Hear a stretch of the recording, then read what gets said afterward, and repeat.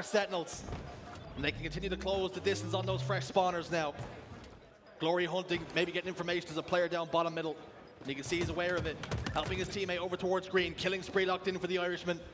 Looking towards A. Turns his attentions now. Precision trying to stay alive desperately. Gets a kill. That could be huge to break this setup. Snipe drone will clean up the pieces. And that should allow them to at least get B. Lethal will be able to turn that in their favor. Snipe drone can't quite lock anything down. I think that he was just trying to rescue at least a kill to trade out with. You can see the difference with Quadrant getting that trip cap and being aggressive on top of it. 57 points they put on the scoreboard. And Sentinels, they're going to be a little bit more a slower pace when it comes to their setups. They probably won't try and push the trip cap as often as Quadrant. But if we do see Sentinels get a trip cap, that's when we would need to see a response from Quadrant. How good are they at breaking a setup that they're so used to doing themselves? Sentinels will try and play a little bit more cautious. Happy to slow the game down when they need to. For Quadrant, it's rock and roll. They want triple caps. They want as many points as they possibly can get. Precision gets one on the Glory, but not before he gets stuck. Let's talk about Precision, Dan. What a player he is. What a difference he can make to this team. Yeah, what an addition it has been for Sentinels. I think having that Slayer power, that firepower that can be the clutch factor for them, it's just sent them with a new kind of a breath of life, I think, to this roster that so desperately needed it after the Arlington performance that we saw. And he can be that difference maker, someone to change things when you are struggling a little bit. And he might not be the biggest voice on the team, but sometimes you can say a lot more with your actions rather than words. Glory gets 3 shots to the back, backs away. Boo Boo has the snipe. Face to face with Snipe Drone. Puts him away. You spoke about Sentinels trying to get a triple cap, and they're threatening to do so here and now. And they will lock it in. Do Quadrant have an answer? Yeah, this is going to be now the biggest moment of the game for Quadrant. How do they break this setup? The fact they've been able to shut down the sniper rifle, huge there. If we saw a connection with headshots, it would have been a very different game, but the Quadrant boys all pushing together. Yes, they get Boo Boo down, but notice how Sentinels very quickly at Boo Boo Doo Boo's feet to make sure that that sniper rifle doesn't go into someone else's hands. You don't want to give it to the likes of Snipe Drone, the likes of SLG, who can do big, big things with it. C secure. A and B, though. They're in Sentinel's control. Quadrant have managed to step out for a moment. Glory has a sniper rifle and he can be lethal with it. Lines up Precision, does he? Yes, body shot connects. Precision backs away, takes the challenge, and the Irishman comes up big. That's an important one as well, just for confidence to be getting these individual pivs and making sure that you just let Sentinels know you're here to play and you're not going to be faded by the occasion. And now A, B, and C locked down for Quadrant. Sentinels spawn over towards C, so a collapse is possible, but they try and go for it. Good from Glory, though, to listen to Seeker's call out to make sure they actually mop up that extra damage. Glory starting to pop off. Where's your head at? For Glory, it's inside A. Thinking of nothing but the win. They didn't clear out that player. That could be a massive blunder. How did he get away? Yeah, I think we were able to see it just because of the outlines, but sadly, they didn't quite catch it, but it doesn't look like it matters too much. Sentinel's still with 3 dead, and look at how Quadrant are rotating around the map together. Very aware of where their teammates are, just staying within a certain distance. Are going to see Camo spawn, and it is going to be just popped into the chest of Boo Boo. And now this is going to be Sentinel's opportunity to try and break this setup that Quadrant have held now for a good lead. I mean, a 50-point lead they're close to. Glory down shots, Lethal's there to help Boo Boo out. SLG feints to go one way, comes back for the fight, but Boo Boo shuts him down. 3 dead now for Quadrant. They still have the control of A and B, but B is under threat now as Sentinels close in. Yeah, temporarily they were still scoring as they spawned over towards A, but they knew they couldn't commit to B instantly. It would have been a very dangerous fight to take. The angles that could have been taken by Sentinels, but now they've dealt with the camouflage, they can start to be a little bit more aggressive with their pushes. Don't have to worry about someone hiding around the corner. And you saw Snipe Drone, he saw that sniper rifle was coming up, but he said, actually, I need to go and help the rest of the team. But Lethal is taking that angle that I was talking of. You really need to just cover that big door. Don't allow people to push out for free. Lethal, so much experience. So important to this team. A little bit of a scramble down bottom middle. It's a melee fest. Snipe Drone places an elbow to the spine of one, gets a double kill. Pushes forward, drives forward, precision. Almost got put in the dirt. It was falcated, excuse me. And now he has control of the sniper rifle, looking towards sandbags, just reloaded as that Sentinels player showed his pixels. Now, Elliot is trained on the big door. Someone stepped out, realized there was a stranger at the front door and backed away. I do love it when you show me your pixels, but now Snipe Drone just making sure he's staying far enough away so he doesn't get caught out here and can take angles. Gets overconfident, but I think that's because he knew he had the rest of the team there to support. Two have gone down, but it is another trip cap, but only temporarily. C-spawns for Sentinels. This is always one of the better positions to take when there is C-spawns. You can just shoot players as they drop down and usually unaware to your presence. No kills just yet for Sega, but a lot of damage. And does he know? He doesn't know, and that's a shame for him. There's just been a couple of those so far. 3 dead for Quadrant. And a chance now for Precision to continue to jiggle peek against SLG. He's managed to stay alive for now, and that could be big, waiting for his teammates to get back on the respawn. Falcated in the 1v1s, SLG backs him down as well. This is very good from the Frenchman as he continues to fire off the back foot and keeps himself alive. Someone who's been alive a lot, Precision, 20 kills at the moment, and I really think that's the main threat to Quadrant in this game, is they have to be aware that Precision is having one of those games, and you need to shut him down. Don't give him the chance to get a sniper rifle again. Glory's got camouflage and has the opportunity here to do something a little bit different. I do think it's important if your teammate has camouflage, you've got to be aware of it because you've got to mop that up. You don't want to get them into a beatdown trade and then you just throw away the camouflage, which is so valuable. Glory going over top middle, 3 dead, lethal. Last man alive. Fresh spawners from Sentinels over towards tower now. It's a 1v1 trade at the map. Boo goes down, Falcated joins him. And Quadrant very close to that 250 point threshold that they need to secure game 1. Still a lot of work to be done, but so far, so good. Be about to get locked in, and it's now a 70-point lead on average. Quadrant win their Strongholds games by 70 points, so they're already in the driving seat, and they're looking to just push themselves over the finish line now. But we know Sentinels are a team that could come back into things right at the very death here. But Quadrant, they're locking in, they're watching Big Door. One last push here for Set. How many times have we seen a team get stopped here and lose the game? They cannot do it, they cannot afford to. 2 go down for Sentinels, and that's enough for Quadrant to claim game 1.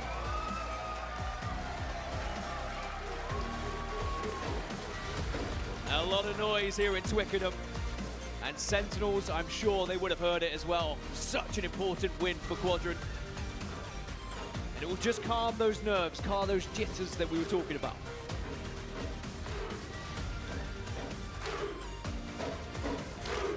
The Icelandic clap at start. The crowd getting behind the team, quite literally. Those girls can probably smell Snipe Drone from there.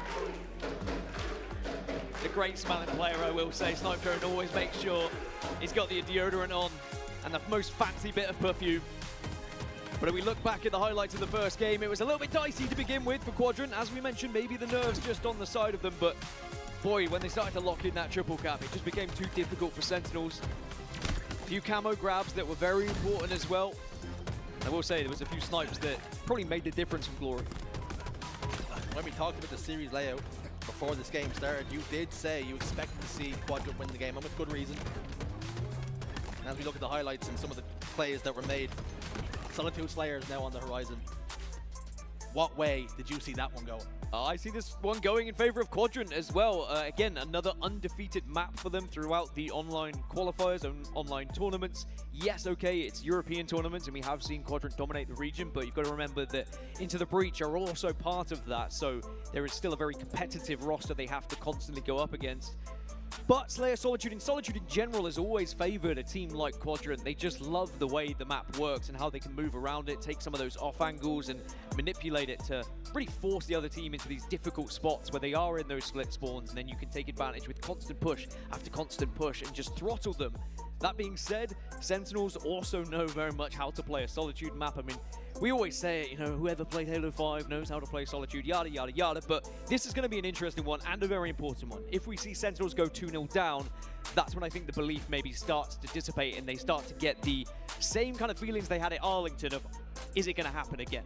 right? Is this going to be another tournament where we just fall flat? We had such an impressive start when we were looking at our online performances, but now we're at LAN, now we're against Quadrant. Should we be beating these guys? Is this a team we should be able to take down? And that is something that, before Ireland coming into it, the form book, everybody suggested that Sentinels would be in that top 4. That's the way the predictions were going to be, and we found them fall short, and fall short pretty significantly as well. They bring in precision to be the difference, to make the impact on the team. And with Slayer on Solitude, it's a bit faster paced. You want to try and spawn trap players, and it can be very easily done and very hard to break if you're on the other side of it. And are Sentinels capable of playing that faster type of Halo? I think that's a good point. I think that one of the detriments of Sentinels is they do slow things down. I mean, they have players who have always wanted to slow down a game of Halo, and it can work in certain scenarios, but there are maps that don't allow you to do so, and Solitude may not be that map if you are behind. If you're ahead, you can slow it down, you can play in a way to really frustrate the opposition, but it's whether they actually get the opportunity to do so here. Dan's had his prediction. He thinks it's going the way of Quadrant. Sentinels would love nothing more than to prove him wrong, and to prove the crowd wrong as well. Only time will tell. Enough yapping from us, and what way it's going to go, we're about to find out. Wow, early picks from both sides.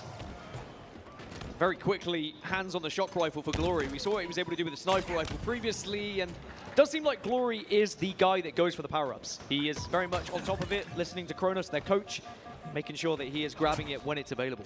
Yeah, it definitely seems like a deliberate play. The team are trying to get Glory hands-on with the sniper rifle, with the camouflage, and really capitalizing on the damage he's putting down. Well, you want to give the power-ups to your playmaker, and Glory has been the playmaker for Quadrant. One of the reasons why they picked up Glory, why he was an addition to this team.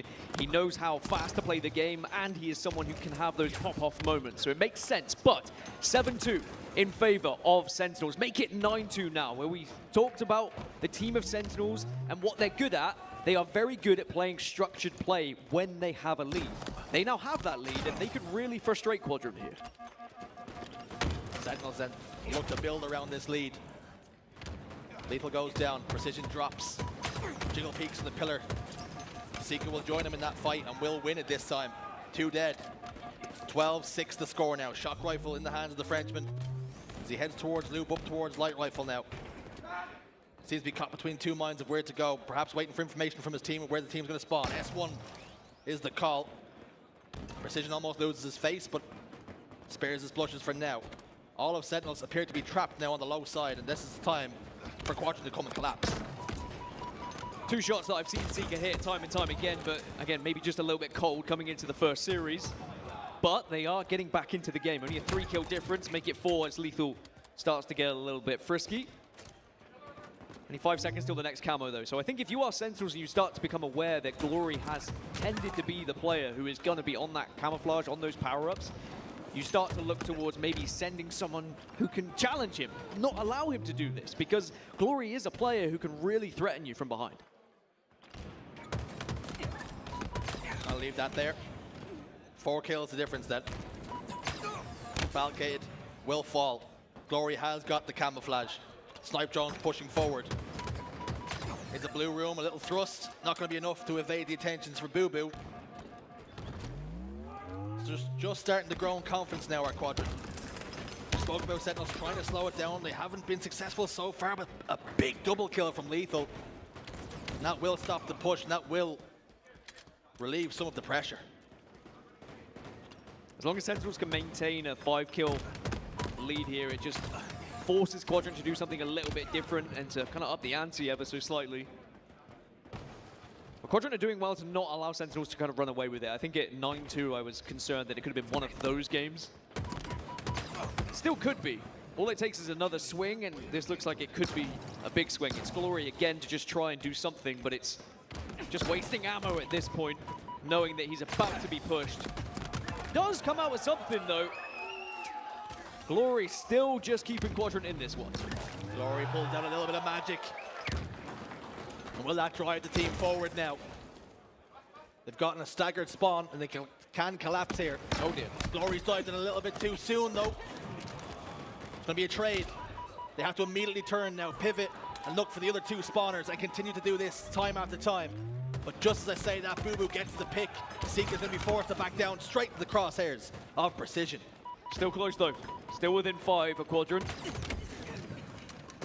But Sentinels are doing very well at answering when Quadrant just have that burst of momentum, and when they start to really try and push for any sort of map presence, there's someone on the Sentinels roster to be waiting. And finally, we see a camouflage now available for Falcated. We spoke about Glory, how he can be a difference maker. Well, Falcated has been that. We saw the stats from Arlington. Despite the top 16 finish for Sentinels, Falcated was still in the top 5 for his KD. Now you can read into that multiple ways, but one thing it will definitely state is he is a player who can put kills on the board. Just needs the rest of the team to be there with him. Falcated continues to do poke damage. SSD was down to no shields. Snipe Drone will get the trade and will re-peek onto Precision, and somehow, some way, Snipe Drone managed to get another. O'Slay's favoring Quadrant just a touch, but still a 6-kill difference as we head towards the end game.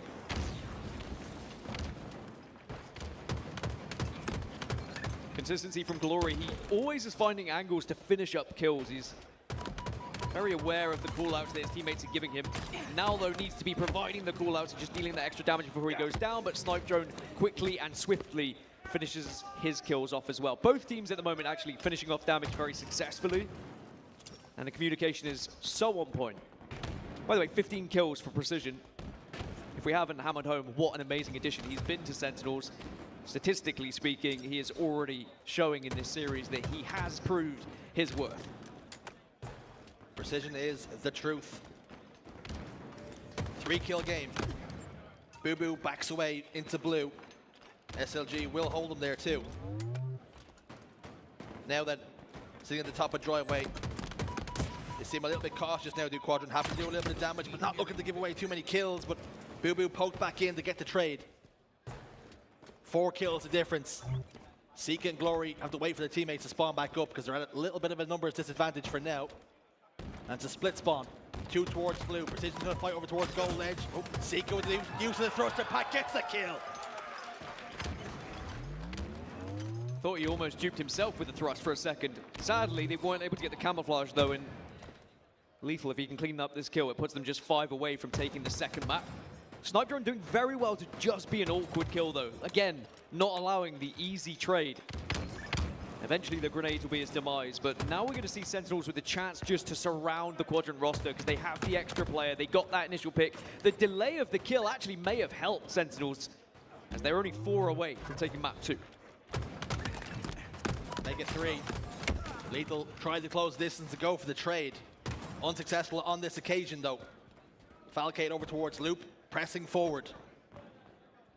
Seeker could have been the point of contact. He got tagged up just a touch. He'll know he's there. Seeker down to no shields now with a shock rifle. Strips it away. Snipe Drone on the driveway. Continues to take damage. SLG there too. 1 kill required. And it could be coming the way of SLG if he's not too careful. Glory's there to help. And it is. Lethal locks it in. 1-1 the series score. That's massive for Sentinels as well. I was worried it could have been one of those games that just starts to go heavily in the favor of Sentinels, but Quadrant, they were clawing back over and over, but Sentinels consistently shut them down. They had an answer for every question that was posed by the Quadrant roster. Now they find themselves all tied up in the series, and now they can start to relax themselves. I think getting a victory on the board in your first series, or your first game of the day on the main stage is always important for both sides. Now it's all even Stevens. I think it's important you note as well how every time Quadrant seemed to climb back into it, Sentinels were just there to put a little arm out and keep them out of reach and out of touch and distance. And every single time Quadrant appeared to be getting back into it, a camouflage would go the way of Sentinels, and they'd start to build on things once more. Very well played from the boys in red. Yeah, they just kept them at arm's length, didn't they, really? And had they not, then it would have been a scenario where they could have been 2-0 down against the home favorites. Crowd gets loud, crowd gets rowdy, and they start to worry. But now they can refocus. They can start to actually think about where they go from here. And Precision was the man who was the man with a plan. Just a man. He was just a man. Just clearly a man, but just an ordinary man. Sometimes looked like more, like a god with what he was able to do. I think Sentinels, that's what they required. When they really lacked something in the previous event, we were asking, well, what is it? Why are they performing like this? And I think having someone who has that X factor, who can put up stats like that, is very, very important and could be the difference maker for not just this series, but Sentinels tournament as a whole. There were big shoes to fill when Spartan fell. Precision slotted right back in, fit like a glove almost, it has to be said. He has got superstar potential, and he's going to be needed in these big series. 1-1 the score, King of the Hill recharge, Dan. I know you've got something. I mean, again, I still think this one favors Quadrant. I think this is a very good series layout for Quadrant in the first 3, but then it starts to trend towards Sentinels as we get to 4 and 5. So that game 2 is bigger than you think. And we always mention how Slayers are going to be massive in which way it swings when we look at a series layout. But Quadrant could have been going into King of the Hill recharge thinking, all right, well, this could be the series. Instead, now they're saying, well, even if we win this, we still have to go up against the Sentinels roster on maps that they are very strong at. And it's something that we can talk about. You know, strongholds, once you have them in your control, it's very much about slaying and keeping on the move, keeping the game very fast-paced. A little bit of chaos in there as well, but with King of the Hill, you have got to be more structured. And will that lean into Sentinel's strengths? I think it should, especially with what we've just seen in that Solitude game as well, as we look at a couple of the players to watch. I mean, 2 of the players we were mentioning as well, both were grabbing camouflages, both were looking to be those players that make a difference, Glory and Falcated. And I think that both of them are going to be key factors here in match number 3 as well, because if either of them have a flat game, then it suddenly leaves the rest of the team saying, okay, well, how do we pick up that slack? Who's going to suddenly add some of that slaying power to the roster? And even though we have seen Snipe Drone do it, we've seen SLG do it, of course, we were just talking about Precision doing it as well. I think it's the consistency in which both of these players perform every single game at putting up an average amount of kills that makes them such an integral part of their rosters. Yeah, it's one of those things where you never really get a 4 out of 10 performance from these 2 players. You know what you're going to get. You're going to get that 6, 7, 8 out of 10 every single time. And you know that if you're going to lose a game or lose a series, it wasn't really anything to do with them. They done the job they needed to do. Well, we're on coach watch here at Twickenham. Kronos, of course, has been alongside some of these Quadrant players for quite some time now. And there's always the extra responsibility. I said earlier the crowd can be, you know, the 5th player of this team, but technically the 6th player, because the coaches have a very important role here. Just at the moment, there's been a little bit of lull in the crowd. So some murmurs, they haven't been as loud as maybe some might have expected, and that's probably because it's what Sentinels have been doing. Probably because Snipe Drone went to the toilet, so everyone was just like, all right, well, the game's not going to start just yet. Let's go, let's get our refreshments, and then we're back in, locked in, hand warmers within the hands of said Snipe Drone. It looks like match 3 is about to get going. Now, Quadrant, if they do find themselves 2-1 behind here, that's when the crowd probably gets a little bit antsy and starts to think, well, maybe this one isn't going to go our way. If you can get the belief back into them, you can start to hear that noise again. You can build from that momentum. A player I want to highlight is actually going to be Sika on this squad. A player that, you know, we speak about Glory and Snipe Drone and what they bring to the team, and SLG, the years of experience that he has, but Sika has been almost criminally underrated for too long, and when they got that 3rd place finish, I really feel like he came into his own, and finally everybody else started to recognize what a talented player this guy is. And now we can see how big he can be for the team. When you need a job done, no matter what it is, he can be the man for you. Well, fist bumps all around means game is about to be underway, and I agree. I think that one of the beautiful things about Sika is he's very reserved when he's in the game, but as soon as he gets that victory, he just erupts, and you get to see the celebration from him, and he is a key factor for this Quadrant team. But now they need to answer back because they've allowed Sentinels back into this series. They've given Sentinels that belief that this pool could be entirely theirs, or at least top 2 could be theirs. You need to shut them down. This series could have huge implications on what way the pool is going to go. They've got some big sharks in here. No fish is safe. On board with Glory, camouflage already ripe for the picking. Booba Doobu continues to jiggle peek on the glass, take damage. Sika goes for the camouflage, gets cut down. Glory gets close, puts down some damage onto Precision, pops the camouflage, so he at least has the opportunity of a burn, which he will use. 4 dead for Quadrant off the rip. Yeah, and as you said, no fish safe, and it was Qui-Gon Jinn who said there's always a bigger fish, and Optic Gaming, of course, waiting in this pool as well, who will be eagerly hoping that they can take down one of these teams, or take down the Quadrant roster that they would face afterwards. We were lucky enough to already see Optic versus Sentinels early on today. But now with Sentinels getting that early start, denying that camouflage here for Quadrant, just means they're the chance to set up a little bit around this first hill. I'd appreciate if we don't make too many Phantom Menace. I'm just going to keep going. Annie. Yeah, you can't make too many. Can't do too many. But that's my one for now. But if you go again, I get to. All right, well, I'll stop. Okay. One man is not going to stop. It's Boo Boo with the shock rifle. In the hill, feet planted. Goes looking for Glory and finds him. Hunting for Sika. Hits his shields. Wasn't quite able to adjust the head. is to continue to dance now on top elevator. Falcade comes out to Victor. Perhaps Snipedrone would love to have that fight back. And that's 1-0 locked in for Sentinels. Just after that initial break, they were able to get the structure that they desired, the structure that we expect from a team with this much history and some players that have been around the merry-go-round, it might be said. As for Quadrant, they now need an answer back in this game particularly. Now this hill is one of the more difficult ones if you don't lock down certain positions. And with camouflage coming up, you need to be making sure someone's at least aware of it or going for it. Somehow, Seeker gets pushed from behind, but I think that was because of the opening frags from the likes of Booby Dooby. Glory last man standing, and barely standing at that. Lethal puts him away now. Booby Dooby has that camouflage, has the grapple, and has a kill on the Snipedrone. What doesn't he have? The whole world appears to be his oyster for now. And recharges playground. Seeker over towards yellow steps. Glory's in pipes. Boo has gone hunting, and Boo has found one. Perhaps waiting for that shock rifle to come off the spawn, looking to grapple it. It is up now. And he's going to tip over and scoop it up. Grappling now over towards C-Plat. Straight in the face of one. Can he lock in the second one? The answer is no. But will just about Spider-Man his way out of dodge. Just about survives, and all the meanwhile was enough of a distraction to allow Sentinels to pop that second point on the board here.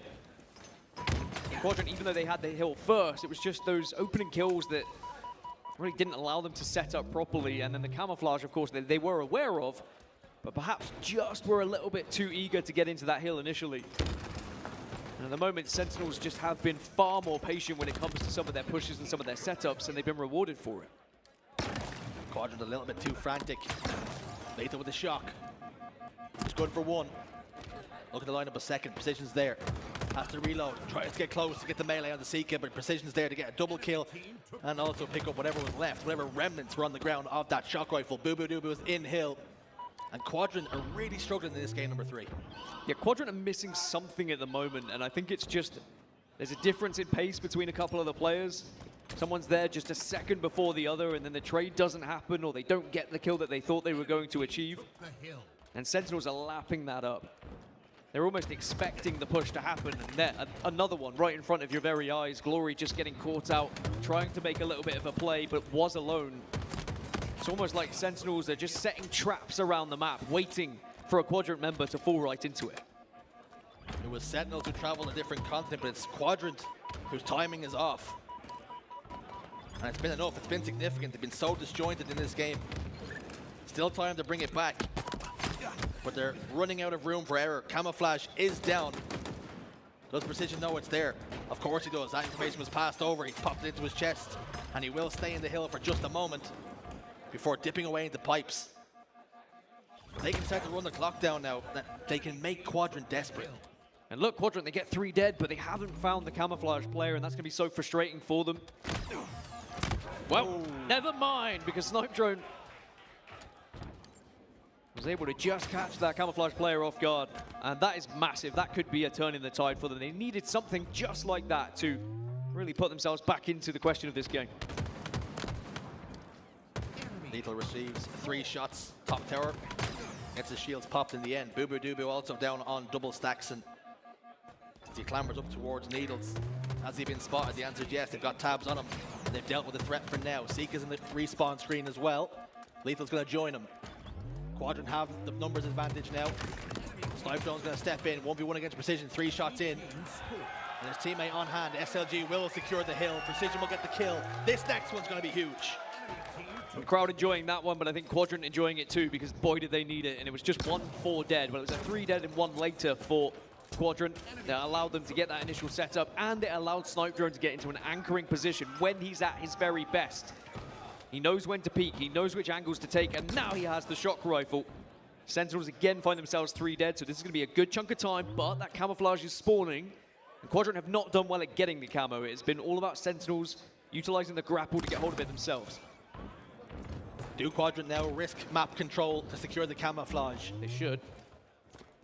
Boo has scooped it up. Boo Boo's dead. It's going to be a burn. They have map control, and they have numbers. 2 down for Sentinels. Can they spot them out? I thought for a second Snipedrone had been stuck, but it appears as though I was wrong. Back into the hill he goes. Falcate's back blue. This is a great position for Falcate to be, just to make this a very difficult task. Snipe Jones trying to milk the hill for as long as possible, but Boo Boo's there to shut him down. Definitely a lot more coordinated now from Quadrant, but 3 full. Again, you're looking at a player like Snipe Drone to hit one of those shots to be the difference maker when the push is happening from Sentinels, but now they get the chance to set up themselves. Always important to have a shroud in your back pocket, just to save you in scenarios like that too. Boo Boo with shock. Could be instrumental in what way this hill's going to be heading. Seeka's down, as is SLG.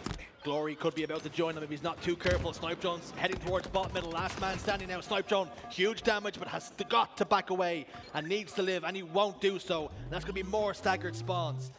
This is huge now for Sentinels. One more hole should be good enough. Yeah, I think Glory thought he was going to be able to push out, be aggressive, and be unspotted by the Sentinels roster, but as soon as he was seen, it just allowed them to play those grenades onto double stack. Precision gets yet another. He will take this fight all day, but SLG holds strong. Needed to as well. They needed a kill like that to be able to break this setup. But still, Sentinels somehow, some way, are holding a lot of presence around this hill. Boo Boo was throwing nukes. Seeka was forced to back away.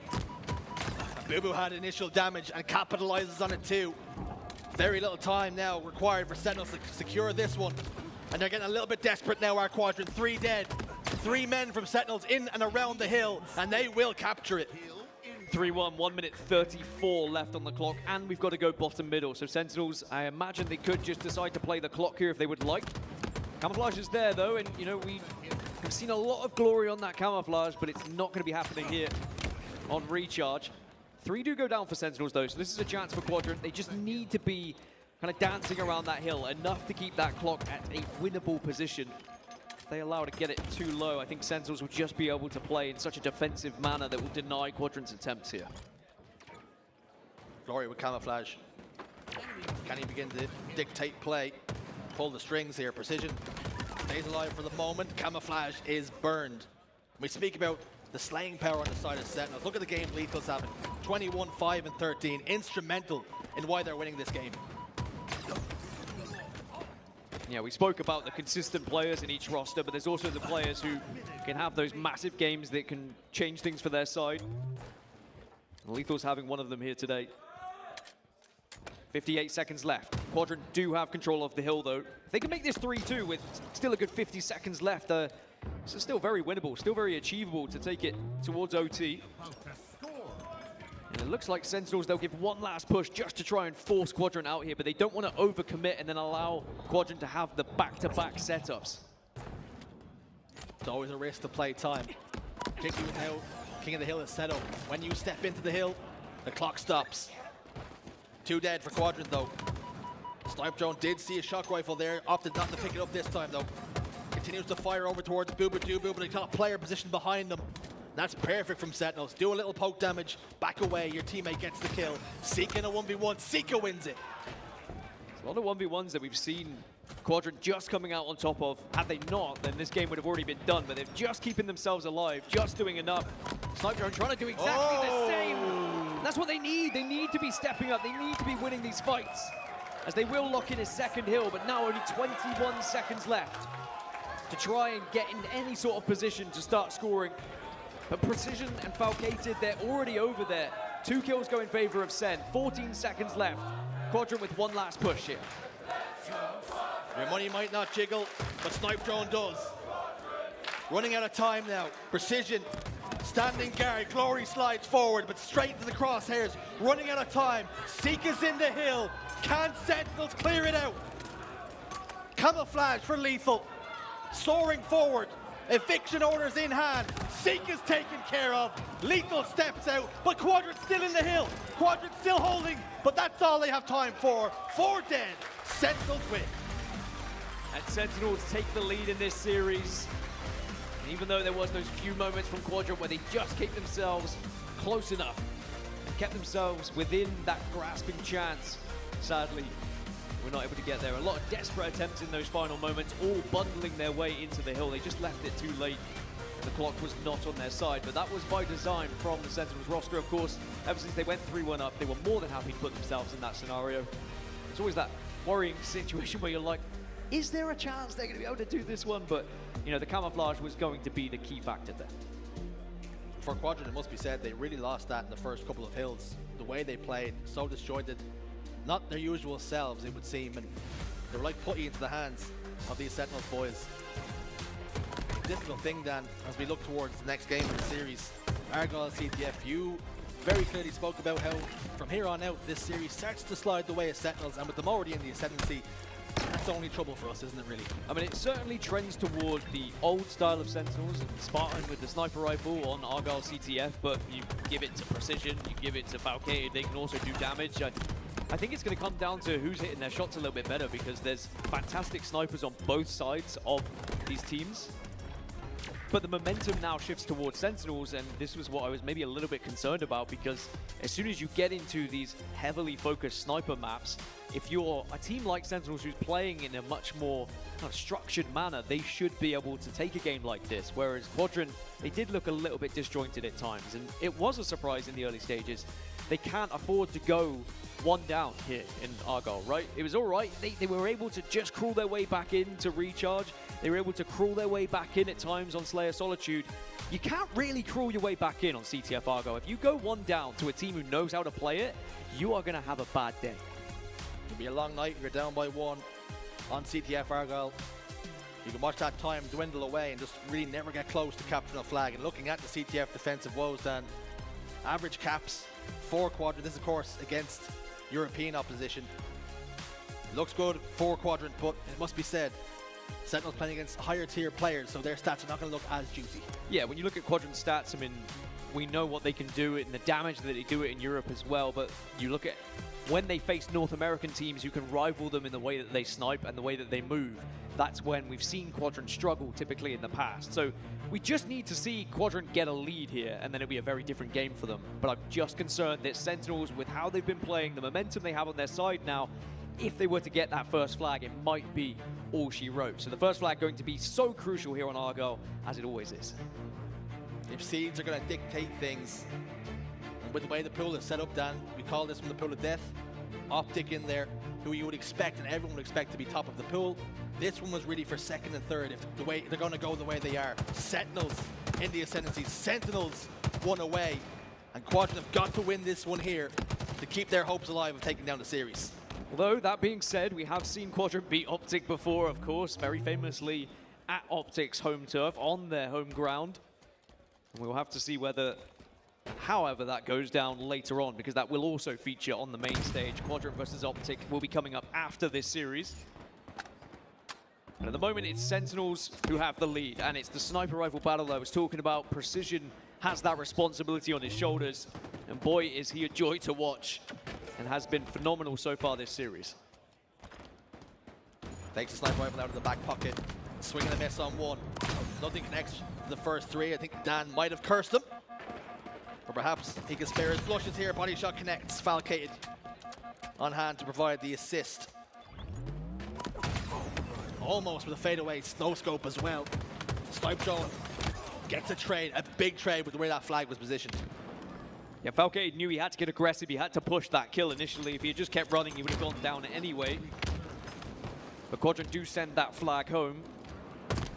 One thing you might have noticed from those stats is the success rate that Quadrant have at returning flags. They're pretty good off spawn and knowing which angles to be taking and where to be planting those grenades to deny any sort of flag run. So for all I say that the first flag is going to be very important, I can promise you Quadrant are going to make it difficult for Sentinels to get that flag to their own base. Which you'd hope anyway, it's the aim of the game. But SLG has a sniper rifle, Glory has the sniper rifle. Glory's found 3 kills elsewhere. It's all 4 dead, the flag is moving, and it's all looking good for the green team. The man from Cork can do it all. 3 kills with the sniper rifle and picks up the flag as well. You can be an objective player and a slayer at the same time, it would seem. He's a 2-on-1. You've heard of Swiss Army knives. This one's Irish. 1-0 to Quadrant. And boy, did they need that. Not just to breathe life back into the room, but also for their chances in this game. To deny Sentinels to have that lead, to be able to play with structure. Now, they force Sentinels to just up the ante, to play a little bit faster. And that is typically when Sentinels would struggle, where Quadrant can take advantage of just taking a pure Slayer fight against them. But it was that sniper rifle of Glory that really did make the difference. We saw Precision earlier, miss a couple of shots, but then on the kill feed, it was all Glory with what could have been a triple kill for all we know. But as you mentioned, he was also there waiting to pick up the flag. He got it again. The wig wobbler. As he heads up towards mid-map now. Waiting for his latest victim. Gets one. Falcated in the grave. 3 dead for Sentinels. Boo gets a big kill, and that could just hurt the progress of this one. Heading towards screens. He almost lines up Falcate. Got the QT as well. This flag appears to be making inroads now towards home base. Glory not doing a lot of damage, but as I say that, rips the face off one. The flag down. Quadrant patiently waits. Snipe drone slides in. 2-0 the score. So important, the Quadrant went for that second flag as well. They recognized they were in the ascendancy. They had the kills going in their favor. They were out slaying Sentinels in that moment. And they took advantage of the momentum. They didn't just sit back. They didn't just take the 1-0 lead, which we have seen teams win on Argyle capture the flag. And now if Sentinels were going to have to up the pace previously, now even more so.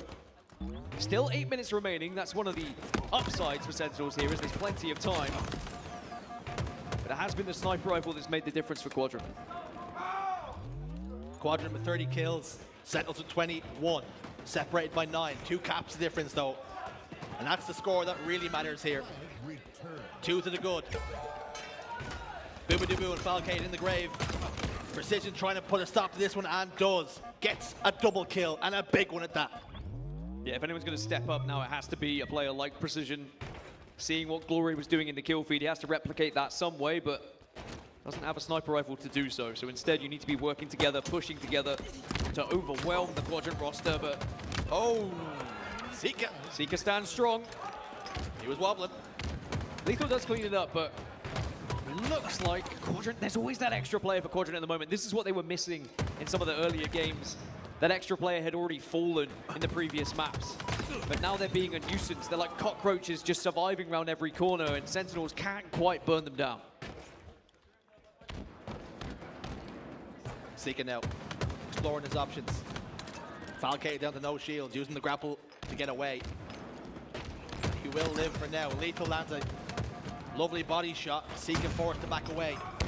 Glory lands a body shot onto Boo.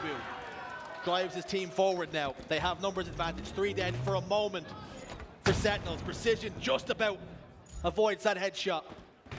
But Glory is just in the pocket with the sniper rifle, causing carnage right now. Wow, he started off patient there, but he recognized and listened. Heard that they started to retreat. If you turn your back to Glory, you know full well he's going to jump down with a sniper rifle, take advantage. Now Snipe Drone again moving that flag. 3 dead for Sentinels temporarily. Third flag's on the go here. And it's Glory again at the helm, saying, look, you run it, I'll get the kills. He's been clinical so far. And I'll tell you something, if Quadrant are going to win this, it's off the back of what he's been doing. Snipe Drone driving this one home. 2 in the grave for Sentinels. Takes damage, gets shut down. Is there anybody else on hand to slide in and punch this one home? Glory's there, Seeker's just below. They need to work together. Boo Boo's going to have one last ditch attempt, but he goes down. Here comes the slide, and here comes the game. As we're going to a game 5, Quadrant will not fall. Quadrant stand tall. Of course, this series is going to deliver a game 5. And the band in-house starting to make some noise with the rest of the crowd as they want to have a party, they want to have a celebration party.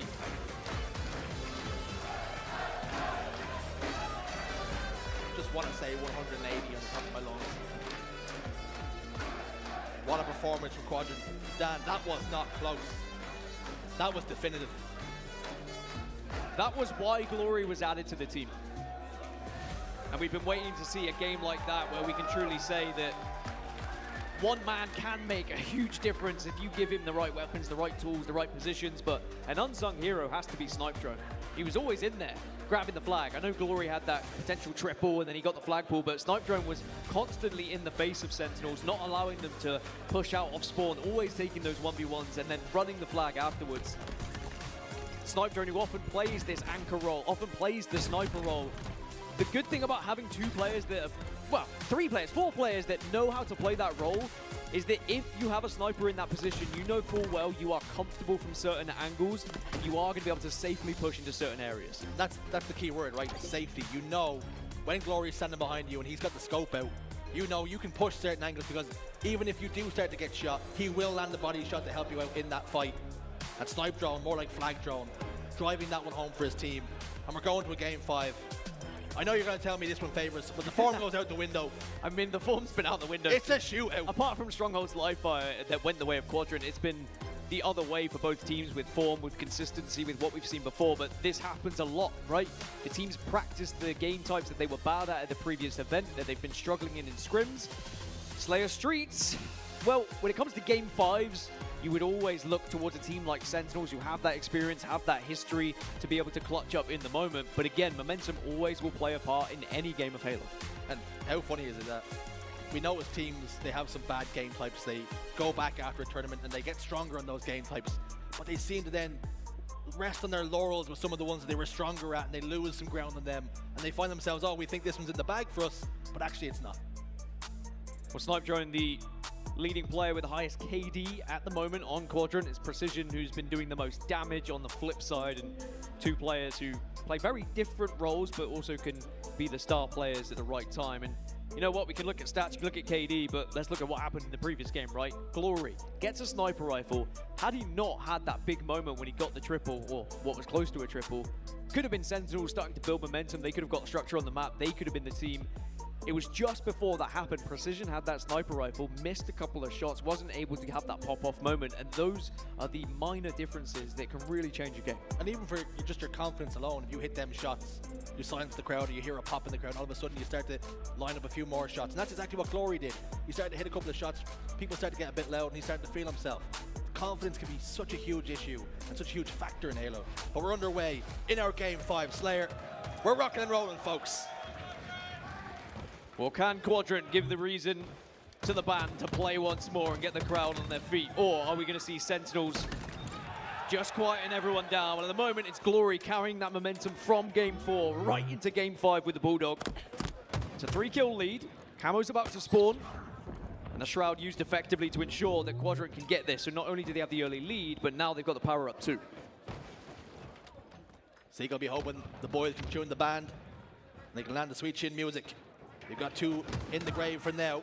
They've answered back though. Seeker desperately trying to live, but being hassled, being harried. Precision is there. Double kill locked in. We're all square. Excuse me, 8-6. My eyes aren't what they used to be. There was 2 kills in the difference and remains that for now. Snipe Drone slides out on no shields. It was ill-advised. Straight into the welcoming arms of Lethal's bandit rifle. Double kill for him and he rolls away. Yeah, good response here from Sentinels, even though the camouflage didn't go their way. Now it is all tied up. Don't worry about your eyes. It's maybe just foresight at this point. Suddenly, Sentinels take the lead. And this could end up being a very nervy game of Street Slayer as well, if it's back and forth. But all 4 dead on the side of Sentinels. Hands back favor to Quadrant once more, and they know where they're spawning. And typically, Snipe Drone the one who would anchor, get damage from a distance, and then he sends the rest of the boys in to do the damage. But they're waiting. They're not sure where Sentinel's going to come from. So they say, look, you come to us and we'll take the fight. But Precision from distance. Lethal was just bait there. Perhaps they'd love to have that one back. Just handing the initiative over to Sentinels. And they'll capitalize on that all day long. You have to be the one to make the decisions, be the aggressor, push the envelope, and they allow Sentinels to come out on every different route, and they lose the fights. And now Sentinels in control of the map. Sentinels have the Bulldog. It reminds me a little bit of when Snipe Drone used to be on the Ascend roster. This game type in particular, where they had the lead right towards the end of the game against Native, and then just those few kills didn't go their way because they gave them the initiative, because they held off and they forced them to do something. Sometimes the best form of defense is offense, and maybe that'll be a lesson learned for Quadrant just in that moment. But 18 all. Glory has plenty of opportunity to move around the map in which way he wants here, but he's very aware of the spawns, probably being communicated by the rest of the team. He's got it again. This is a dangerous loadout. And again, he's been entrusted with the weapons to carve a hole in the Sentinel's defense, to drive his team forward. He gets cut down without having too much of an influence with the weapons. Falcate gets 2, and a big 2. SLG back tower. Both teams continue to jiggle peek, continue to do damage, poke and prod, try and find some weaknesses. And a full rotation from Sentinels now as they abandon the arcade side and move over towards Tram and L. Sentinels are moving as a unit far better than Quadrant. Oh, Almost a triple for Falcated as well there. As SLG just scarpers away. But Quadrant, they're a bit sporadic at times. Glory playing extremely fast, and it has worked out when he's had that Bulldog in his hand, so there's not any real complaints with a tight game like this. They just need to be careful they don't get caught off too often. As for Sentinels, they have that small lead now they can work with. And you can almost feel it. The Sentinels, they want to slow this game down. They want to gain the lead and say to Quadrant, right, what have you got to try and break our setups? But Quadrant off spawn, they are always holding forward. They are always pressing. They're always taking the fight. But at the moment, Falcated with a killing spree, he's been able to shut them down one by one. pressing forward, but too often putting themselves in peril. 3 kills now. Make it 4. SLG top tower down a couple of shots now. Lethal gets snipe drone, and the collapse is coming. Imagine these two players have not got long for this world. Glory, a big trade would be huge here. Cannot secure it for his team. Lethal gets the kill, and they'll continue to roll forward, and you cannot see them stand still. They are going to drive forward, and this is what Quadrant should have done. A few desperate cries from the crowd as well, as tension starting to raise now. You could feel the shift in the room as it's an 8-kill lead for Sentinels. We've been in a lot of home arenas, Optic, SSG, and now for Quadrant here. What have they got left? 7 kills behind. Only 14 needed for Sentinels now. It's still within touching distance. But there is an element of control now for this Sentinel squad, who are really setting the pace of this game, denying the speed that Quadrant want to play. Just taking the sting out of the game. Forcing Quadrant to think about the decisions a little bit more. More risk, less reward. Down by 9 now. Boo Boo pushes forward, looking for a bait and switch. Snipe drone gets 1. Falcate answers back with a double kill. Precision's there as well. 7 required, and Quadrant just have not got going in this game 5. What a turnaround this has been from Sentinels in this game. As soon as they were given that little bit of wiggle room to take control, boy, have they seized it. And what an important game it could be when we look at how Sentinels, how far they can go in this tournament, whether they can reach that top 4 placement again that we would expect from a team like this. To be able to push themselves into the top 2 of this pool would be massive for their chances. And at the moment, it's trending that way, but there's still a small amount of hope for Quadrant here. Just need to deny some of these kills, but Lethal happy to take the fights. And that double kill might be the first nail in the coffin here for Quadrant. When Lethal's hitting shots like that, Quadrant and everybody else better be put on notice. 4 required now. It's a long road back. There's still some hope. The crowd start to get loud, and maybe they believe. But do Quadrant. 2 more in their favor. It's a 4-kill game now. This is a split spawn at the moment for Sentinels. They are under pressure. Quadrant have to take advantage of it. Start to pinch, start to prod, start to put as much damage in with precision. Dancing around, but it is now a 3-kill game. Camouflage in the hand. It's a 2-kill game. And all of a sudden, is it falling apart for Sentinels here as Quadrant begin to believe? Hold the phone. Maybe there's a chance. Lethal falls. 1 kill required. 3. Precision locks it in. Game 5 victory for Sentinels. That's one of the most animated reactions I've ever seen from Lethal on the main stage as well. So you can see what it meant for him to silence the crowd, to silence the home team. A huge win for Sentinels and their chances of moving forward in this competition in an advantageous seed. For Sentinels, it is, of course, about getting that victory and how good it's going to feel, but for Quadrant, they now have to go into the series against Optic Gaming knowing that they were only a few kills away from taking down Sentinels. And how often do we hear that about a lower seeded team or even just a European team that they were so close, and they'll go back to the hotel later on, they'll analyze the footage and they'll say, if this had just gone our way, if I turned left instead of right, maybe the whole complexion of this series is different.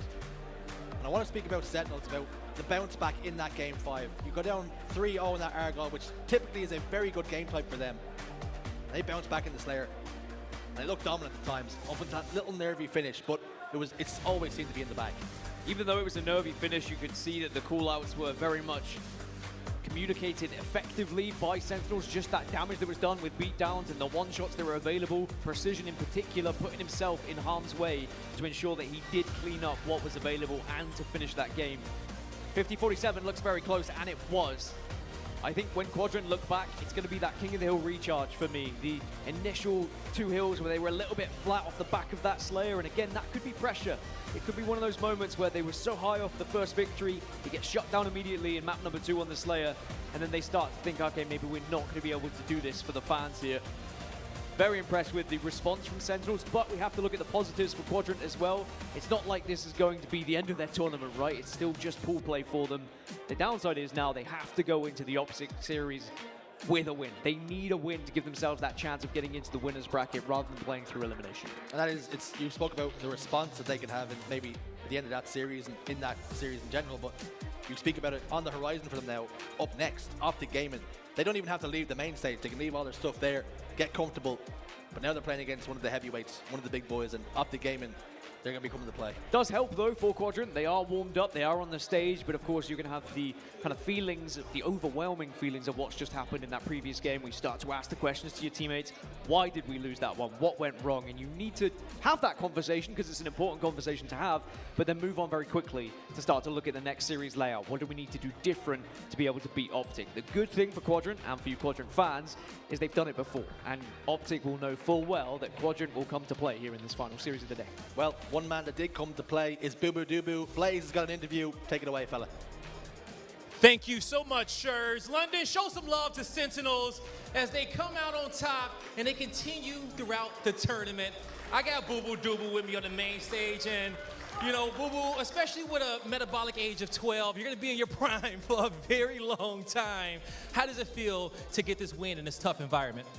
I mean, it feels great. We're on like a losing streak on LAN. That was our first win in like 4 series, so got that out of the way. And I love playing in front of that crowd. That crowd is super energetic, and we just feed off of it. Honestly, playing in like the main stage is just so intimate right now. Like I can just feel the energy anytime. It's like drums beating and stuff like that. It's super sick.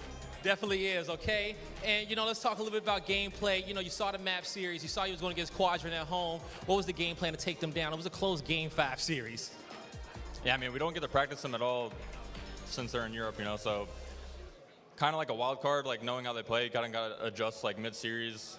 But, I mean, it felt pretty comfortable. That Argyle, we kind of trolled it, like just getting 3-0'd, slammed, so we definitely got to look back at that and like try to fix our mistakes going forward. But the rest of the series we played pretty good. I think we won both the Slayers, right? So that's good. Slayers win tournaments, so.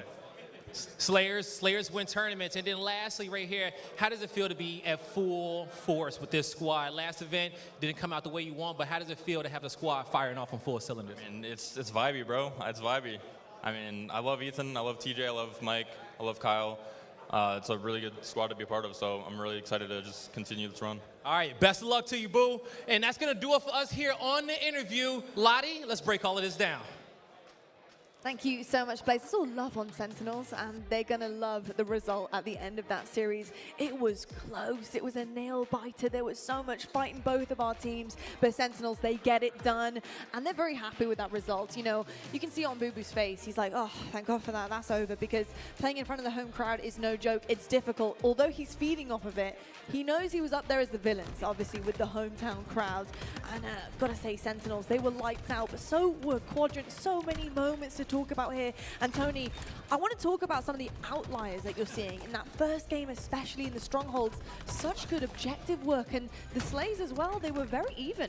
Yeah, I mean, you're seeing the highlights literally right now here on Live Fire. There was actually even as far as Slays. They both had 66 kills, which is crazy to think about because Quadrant had 100 more points, or close to, I'm sorry, 94 more points. Close to 100 more points than the opposition. That just tells me the objective efficiency is there, and we called them the best stronghold team in the world.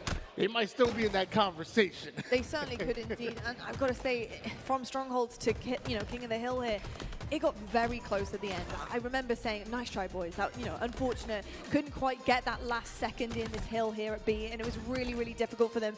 But things changed. The tides were totally different in this Argyle game, and how wrong we got it. I mean, you couldn't predict it if you tried, Harry, to be perfectly honest, but that Argyle CTF game was so clean. Honestly, what were we talking about? Like, we were totally wrong. Like, compared to what we expected with the CTF track record, going to a game and map in particular where you have to be so structured and coordinated, they did it perfectly. And one of the reasons why was due to the fact that every single time they pushed in or getting quite close onto their flag, Sentinels was not trading any kills. And because they weren't traded, there's always going to be 4 members of Quadrant alive every single time they go for those flag grabs. But they pinned them down and put so much pressure and suffocated them perfectly on Sniper side every single time with all 3 flag caps. And what makes it even better is that they didn't overcommit to the objective a lot of the time. They made sure just to play it safe, reslay again, just keep a track record and eyes on exactly where they're lurking, what they're going to be. And what adds to that is how they adapted. They knew the routes which Sentinels were taking. They knew exactly the counter-attack they're going to provide in order to try and get it back. And every single time, they just got shut down. Glory went off the snipe a number of occasions and just did what he does best. It's funny you actually mentioned that because one of my notes is Glory's looking ever so comfortable up there, especially with the sniper in his hand. But you can just see the kind of the elevation of his gameplay across this title has been so nice. And obviously, Quadrant saw something in him to pick him up, to kind of put him in that mix and that roster. He's looking really good up there. So I'm excited to see the rest of the growth of this Quadrant roster. I don't think that this kind of situation here with Sentinels and not winning that final game 5 is going to be the end of it for them. This is the beginning, the heat up of Quadrant. I'm excited to see what they do with the rest of the weekend. Of course, that did end 3-2, and here are the stats across the board here. Tony, picking upon anything that you want to talk about here? Is there anything that's really standing out to you? Yeah, I have 3 shout-outs. Go on, shout them out. Number 1, Precision, you were absolutely incredible, and you were incredible all series long. What you did in game number 2 was absolutely amazing. 17 kills, matching Snipe Drone on the other side of things. Going into that game 5, a big reversal to give you guys momentum, and then you're the one who got the final kill. Quadrant were clawing the way back into it before that little jiggle peak reversal in arcade. So definitely want to give a shout out to Precision. Also want to give a shout out to Lethal as well. And the stats show it. KD wise, he has really stepped it up. And you see a 1.27 KD. And my last shout out is going to be to the crowd. This home crowd was on fire for Quadrant. And I promise you, it helps more than you think. I would imagine. Was there a marching band in here? It was absolutely crazy in here. So I'll say my shout out to Precision, Lethal, and this home crowd because they were incredible. Yeah, they certainly were. Yes, we had a trumpet and drums. It was getting electric in here. So we had the full orchestra, we did. pretty much. We had pretty much everything. And of course, you can't forget the crowds who are joining in and getting really involved there with the chants and everything, which we love to see. But you're so right there, I think, in terms of the Sentinel side of things. 2 incredible players who not only just stepped up in this series, but have been doing it from the series we'd seen previously too. I mean, Lethal at one point, he was dropping, he was in the 30s, high 30s, way before everyone else in the lobby. This guy's also on fire, which is just amazing to see that growth out of this team. And even on Sentinels, normally you see the falcated or the precision with the in the slaying department, but Lethal just coming out strong, 1.27, not something you normally see every day. Going from track record in scrims is not somebody who's been accustomed by. He's been extremely good at support, extremely good in getting that damage dealt, but the fact that he's slaying on top of that is just ludicrous in itself. And even Snipe Drone as well, you're looking at the glories, or like in terms of like bringing that slaying power up a little bit more. It was Snipe Drone the entire time. Indeed, it was. I love to see people feeling super comfortable up there on the main stage. Here's pool play for you guys, and things aren't actually super comfortable for a couple of our teams. Now we've got some scores happening on the board here, and as you can see, we have Pool B filling in very nicely, which is where we were just at, folks. Sentinels, they will take that one over Quadrant, leaving Quadrant 0 for 1. I don't want to say 0. 0 is not a great way of saying 0. I don't know if I'm American or British. I don't know where I am, to be perfectly honest. Optic Gaming, though, sitting quite pretty on the top of Pool B, and Sentinels, they're 1 for 1 right now, looking to take that second spot, secure themselves against the open bracket team. But Quadrant, you know, they're going to give it a good go as well. This is for them to have that bounce back and hopefully go into the championship bracket without a hitch as well. I'm looking at a couple of other scores. Oh yeah, Shopify Rebellion 2-0, looking pretty nice in Pool D as well. Currently heading that one very strong. Open bracket team, what can you do? What have you got? The upsets are going to get harder and harder for our open bracket teams as we're kind of seeing things fill in here. Have you got any open bracket teams you got your eye on? I know it's Europe. I know we had Native Gaming. They bumped up, you know, now to pool play. But are you hoping for a potential upset in some of our pools, Tony? I mean, I really am. I got my eyes on a bunch of teams. There was actually one squad that was supposed to be in pool play. You know, you got Monster in the crew. Yes. I believe, I want to say Shock is filling in as their sub, as opposed to King Dick, who couldn't make it. That's still a very, very good squad. So watch out for Rami, watch out for Manny, watch out for Monster, and of course you got you also have Shock coming in as that sub. They really still can make it out of pool, out of open and into pools. They certainly can indeed. Well, folks, we're going to head to a quick break right now, but when we come back, we have Quadrant once again on the main stage. They aren't going anywhere. Their seats are warm and they're ready for a dub, but it's going to be against Optic Gaming. Can they do it? This is a rivalry, folks. We'll see you right after this. The HCS London Major is presented by AMD and by Streamlabs.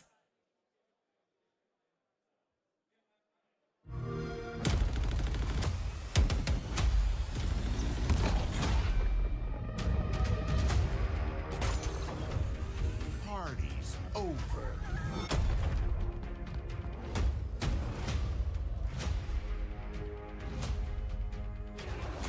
You belong to me.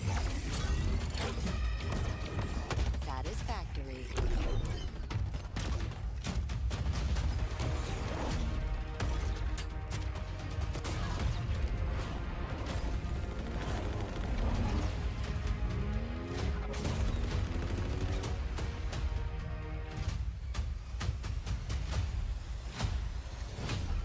Special delivery.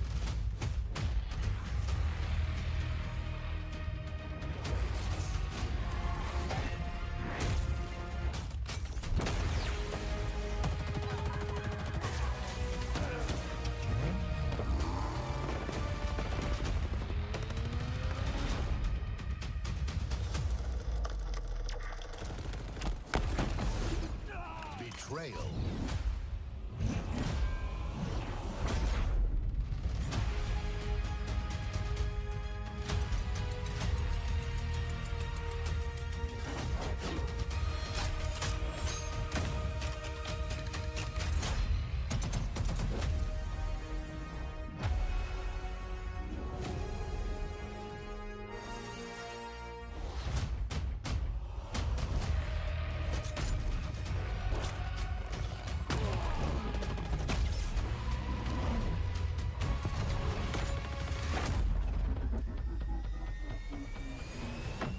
Combat evolved.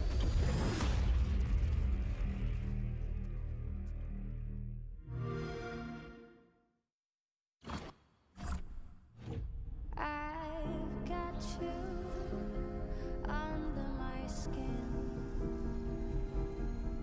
I've got you deep in the heart of me. So deep in my heart that you're really a part of me. I've got you under my skin. Some of us game, others want to break out. Some of us come to hang out. We may be here for different reasons, but what we all have in common is the need to share. Streamlabs. Unleash your live.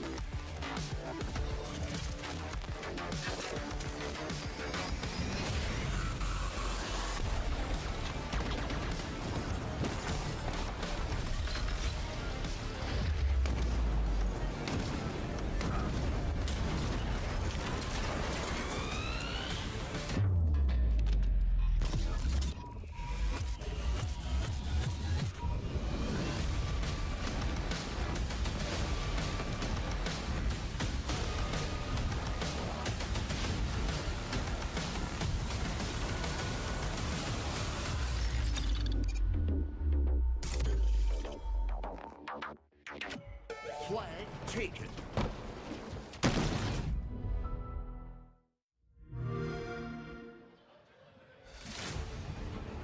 Good evening, Halo fans, and welcome back to the HCS London Major. It is so good having you join us in London, the UK. It is nighttime, the sun has set. But don't worry, things are still pretty lively and bright in here in this main room in our almost WrestleMania-esque main stage area. And joining me on the desk, I have Wes Price, and I also have Richie Hines, a special guest. He's actually the HCS competition coordinator. Richie, so good of you to have, come up here and share some exciting potential things with us. How are you feeling today? Welcome to London. Yeah, I'm feeling great. It's been a great day. Some really epic matches so far, so I'm excited to get this final one between Optic and Contra going. But first, we got to talk about some ranked maps. We certainly do indeed. Okay, so Heinz, when you come up on the desk, we usually have some goodies for the people, and you mentioned some maps here. So what have you got in store for us today? Yeah, so soon, coming in this summer, we have 2 new ranked maps. First one's called Origin. Ooh. It's a remake of Coliseum in Halo 5. Okay. And the other one is Fortress. It's a completely new design, and I'm really excited to show you guys. Okay, so that's one thing, Richie, and I know you're excited, but my question is to this big man here. How excited should we be, Wes, about these 2? I'm very excited. You know me, I like snipes on maps, and both of these feature the S7. I think Coliseum, my favorite personal map from Halo 5, the remake in Origin, is going to be exciting to watch. Players will have an idea of how it plays in the geography around it, but I'm super excited for Fortress most of all because it is a new map and has 2 S7s, overshield bottom middle, and a lot of opportunity for highlight clips if you can put the team in a trap. I think it plays like a traditional Halo map as well. But as we take a look at the overlook on Origin, let's jump into this Forerunner map and talk about it. Yeah, so this map is designed by Hi and Mike, Karmaplex, and Dark Maiming. They did an amazing job with not only the art, but the design from a competitive perspective. And I know, Wes, I've seen you plan this so much. Just talk about it. Yeah, I mean, it plays so similar to Halo 5. Even thrust bottom middle rockets are obviously top rocks, and then you have the S7 subsetting it across the map over here. But it does traditionally play so similar to what we know the great Halo 5 map of Coliseum. CTF, the predominant game type on it, but also Slayer is going to be featured on it as well. And all these different pieces feel like they fit so well with Infinite. The big thing for me is the movement differences that Infinite are going to bring players' capabilities in order to change the meta and define what Halo Infinite brings to a map like Coliseum. Indeed, it's so funny looking across this as well because there's so many Halo 5 memories just rushing through my brain right now. I remember seeing Lucid previously, then Saiyan just tearing people apart back then on Halo 5. I mean, the Phase Boys, which were previously Tox. I mean, there's so many memories. But Richie, how excited are you to see that now being played in Halo Infinite and creating new memories with a new meta? Yeah, we have new players that are going to make amazing plays on an old map, and it's going to be so much fun to watch. And as you can see, the map looks great. Yes. There's still some work to be done. They are work in progress, but these forges are going to put some final touches on them. They're going to look amazing. And I'm really excited for you guys to see the design of Fortress. Okay, well, speaking of, let's take a look at it. So Fortress, talk to me about how this one was worked out, because I know you're really excited. You've been non-stop talking about this in the green room. Richie, what can we expect with this brand new medieval-looking map? Yeah, as you can see, it's a really cool art designed by Mick Rips and Ethan Hibbs. Shout out to them. They've done an amazing job.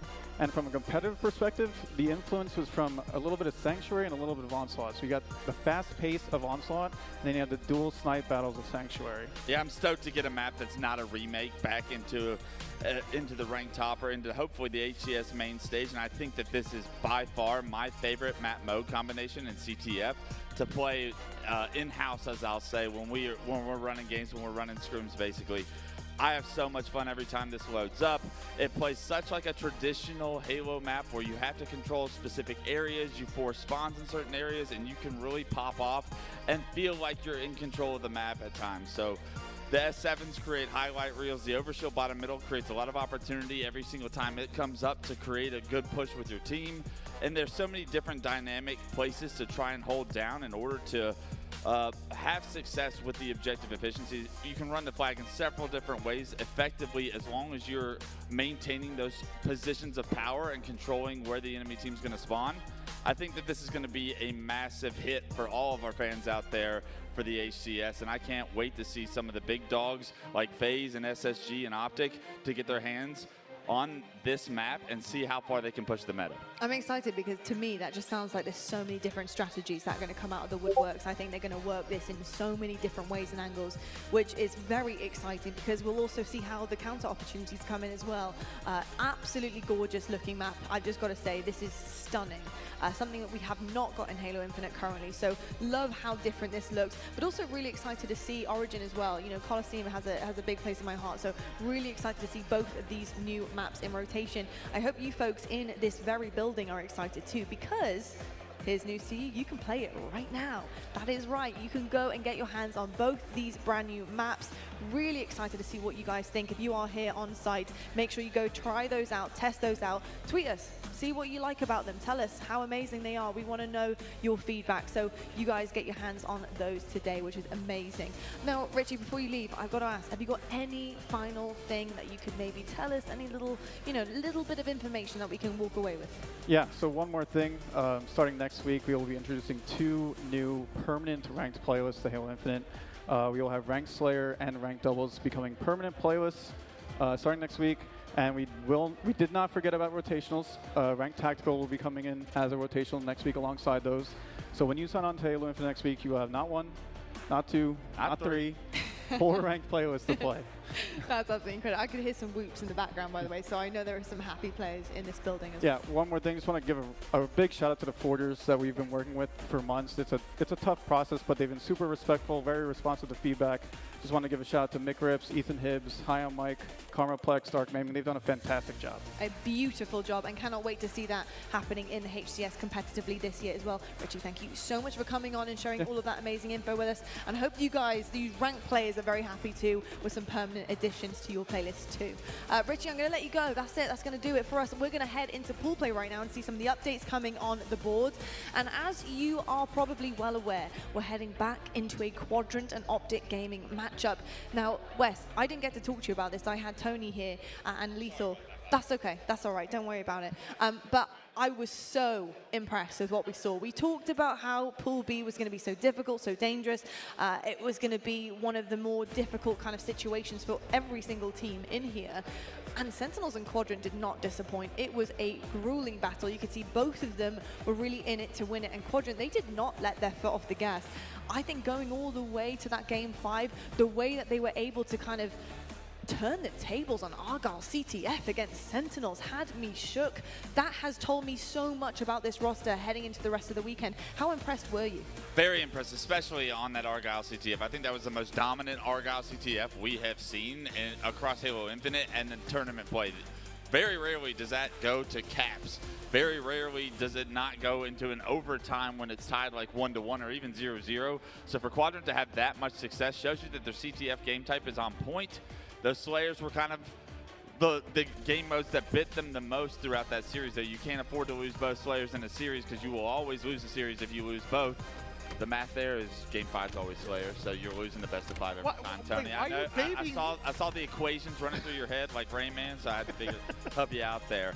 But that series and Sentinels versus Optic both went to Game 5, so both series so far throughout this pool of death have pushed both these teams to the limits. Let's see if Optic and Quadrant can also entertain the crowd and the fans out there with another Game 5. That would be something special. That would be something special. That would honestly, I think, be one of our more competitive first days that we've had. I know we've had quite a competitive year too. I know last year was nuts, and Friday was always a bit crazy. I think I was like a broken record at certain points saying like, this is the craziest day we've had of pool play. But it was. But honestly, I feel like almost every single Friday of every single tournament we go to tops it. I mean, we've had at least 4 Game 5s. ITB going to Game 5 with Native. ITB went to Game 5 earlier as well with Shopify. And then we've seen Optic and Sentinels go to Game 5. We've seen Quadrant and Sentinels go to Game 5. I mean, if this series goes to Game 5, this is actually the highest competitive Friday that we've ever had. And for pool play, something I'm usually not a big fan of because usually there are so many higher seeds playing lower seeds and some of the matches typically aren't competitive. It is such a pleasure to see all of these series, all of the packs. We talk about the different tiers. we can start erasing some of that conversation if these series continue to go the distances as they have today. Indeed, and we're talking about this current matchup that we're seeing right now, which is going to be Optic versus Quadrant. And while I've got you, Clutch, I'm curious. I'll be here. You know, two different lineups, but a historic rivalry that we've actually started to have in Halo Infinite between Optic and Quadrant. Different lineups. Do we see a different outcome this time around? Because often it spelled a bit of misery for Optic. So do you see that actually being different? I do, but Quadrant played so well against Sentinels that maybe there's a chance it continues to be that rivalry. But the loss of Legend, obviously still something Quadrant are going to have to get over, and they still are yet to create that big upset yet. So they haven't proven that they can push it the entire distance to create an upset of this magnitude as they have in the past with the likes of Legend. But they've showed very promising results, especially that Sentinel series, that gives fans and the viewers some hope that there is an opportunity for an upset. On the other side, though, this Optic roster also a different roster. The addition of Dead Zone, I think, is massive for Optic and what they're trying to accomplish this year. I think that they have looked nothing but amazing since the pickup of Dead Zone. I think that series earlier with Sentinels may have been a little rough start to their tournament. They still came out with a win. Sentinels is still a great squad, but I expect to see even better Optic as this tournament goes on. Now, Tony, we discussed Optic a few times while we were talking about this entire tournament and the expectations that are on their shoulder, especially having a little bit of a rough ride in that month previous, you know, in between Arlington and now. You know, some of the qualifiers didn't go their way. They weren't even on the board for some of them, but it happens, right? It's online and things happen. They work through them. But Optic right now, what are your expectations about them coming into this series? As I finish my sentence, we're now red zoning once again. We got some more gameplay for you on the screens that are happening in the room next to us. Fellas, go enjoy. A little bit of Space Station gaming, a little bit of Proton gaming. I promise you, I'm not mad at this, and it's a close one already. 88 to 84. Space Station Gaming had the opportunity to end it right here, right now, and with that squad wipe, we tuned in at the right time. It's SSG with the win. Yeah, we get the results of this series on the fly. Space Station will win this series 3-1. Proton trying to get that game forward to a round 3, but couldn't get the job done there at the very end. And now we're focusing our eyes over towards the FaZe Cloud9 series, where Cloud9 actually took game 1, and it took Royal 2 dropping 21+ kills in game 2 for FaZe to tie this one up. Yeah, we heard the people at home. They don't want to see no breaks. They want action on top of action on top of action. That's what we're going to give you. Tied 1 apiece right now in this series. FaZe up 1-0 as far as rounds, and Cloud9 with the play ball, and Snakebite with the kill. And traditionally, if I was looking at this series from afar, you know FaZe and the slack that we give them for their oddball performances, and just about a must-win game right now, I'd say, for FaZe to get the ball rolling on the right direction. We saw how much trouble they had with Complexity going to game 5 earlier today. Right now, FaZe trying to figure out a way to gain control of this series as well. It looks like they were able to win round 1. They've got the lead here in round 2. Let's see how much better their oddball performances can be now that they've had some time to focus on it since Arlington. FaZe may have the lead right now, but Cloud9 have just taken it. They have the setup over toward the seaside. You know the moment FaZe starts to put damage, starts to put pressure, that ball's going off the map and reset. There it is. 33-31, Cloud9 have a momentary lead right now in round 2. Wouldn't this be something special for them to take another lead, another game from FaZe, a team that we have not talked much about, but there's a lot of talent on this Cloud9 roster. Maybe a makeshift group of players that we know a lot about, but maybe don't know how well they're gonna mesh together. It seems like they've gotten their tournament off to the right start right now. FaZe are gonna have a setup here with 2 going down for Cloud9, the ball in the hands of Frosty. And FaZe look like they're gonna try and rotate this to Elevator if Royal 2 can give them some help. Yeah, the moment Spectre and Sav came over from that old Proton Gaming roster, Cloud9 even upset Optic in one of the online opens, and they've been good. And there's no wonder why they were able to tie up the series against FaZe. But right now, it's FaZe that have the lead and also have the ball. They have the setup, they have the slays. FaZe are looking very good in this round 2.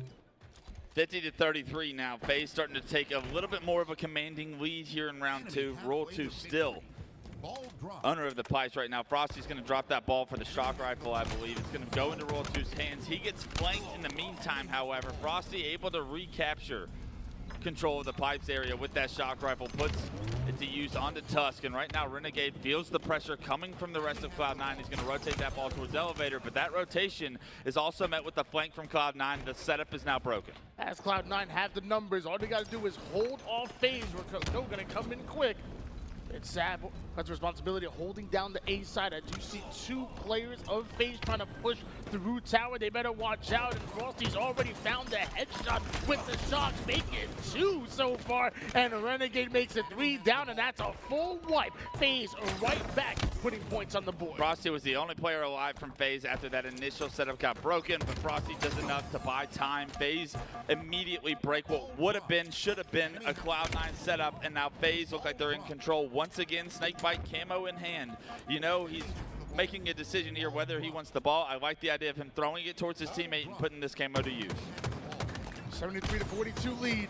Snakebite already deals with Septify. Don't tell me he gets 2. He does. Trades out his life in order to do so, but a big trade at that leads to another 3 down for Cloud9.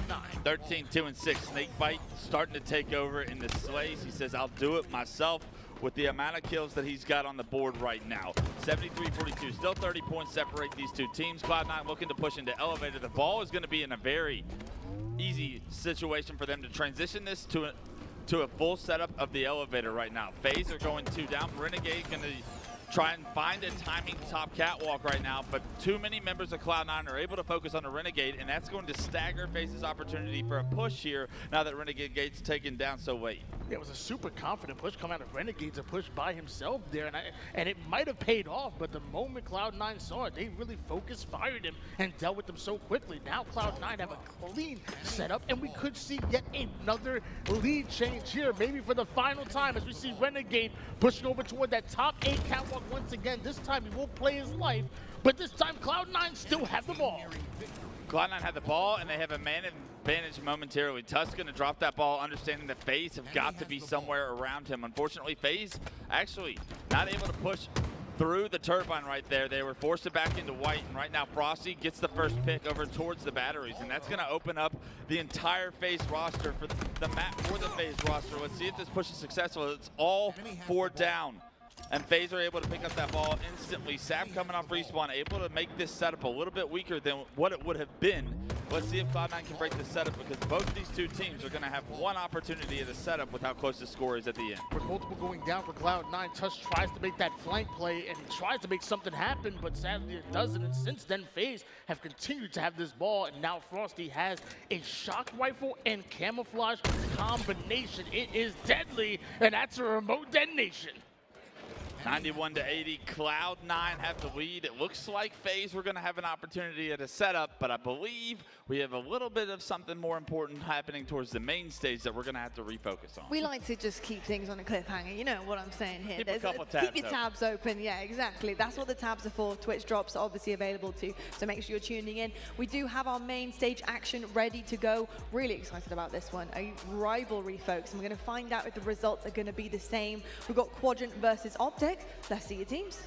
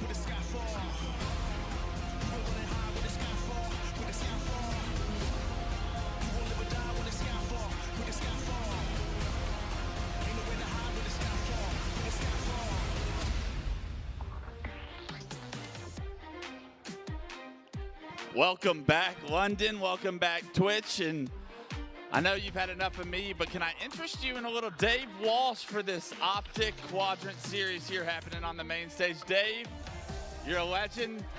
Your name rings bells around these parts out here.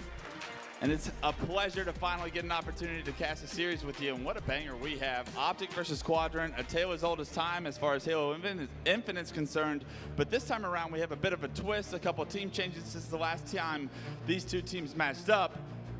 As we load into game one, Dave, what are your feelings going into this after just watching the Quadrant Sentinels series? I mean, after watching Quadrant Sentinels and watching Optic versus Sentinels, I feel like we have a series on our hands. However, if you asked me going into this event how the series would go, Optic were looking so strong at Arlington. They only lost 8 maps the entire tournament, and 7 of those 8 maps were against Space Station. We always find ourselves asking questions like, was it Optic playing bad or was Sentinels rising to the occasion? Well, everybody seems to be playing around the same level so far here today. Can Optic pick up their game, or is Quadrant going to meet the level that Optic's playing at? Right now, it's a one-on-one on the map. And that's a good start to showcase how far this series can go if we're even trading at the opening break.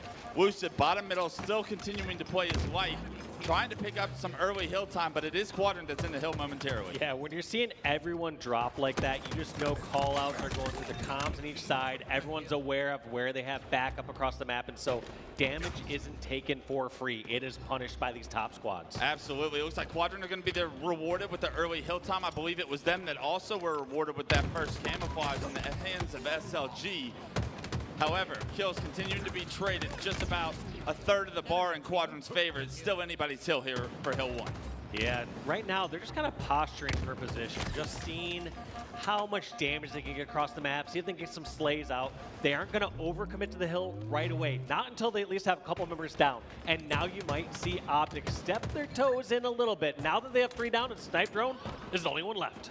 So far, it's such a fast-paced game between these two. You have to think that eventually one of these teams is going to get control. How long can they hold that setup? Optic with about half the hill already completed now that they have the slays in their favor.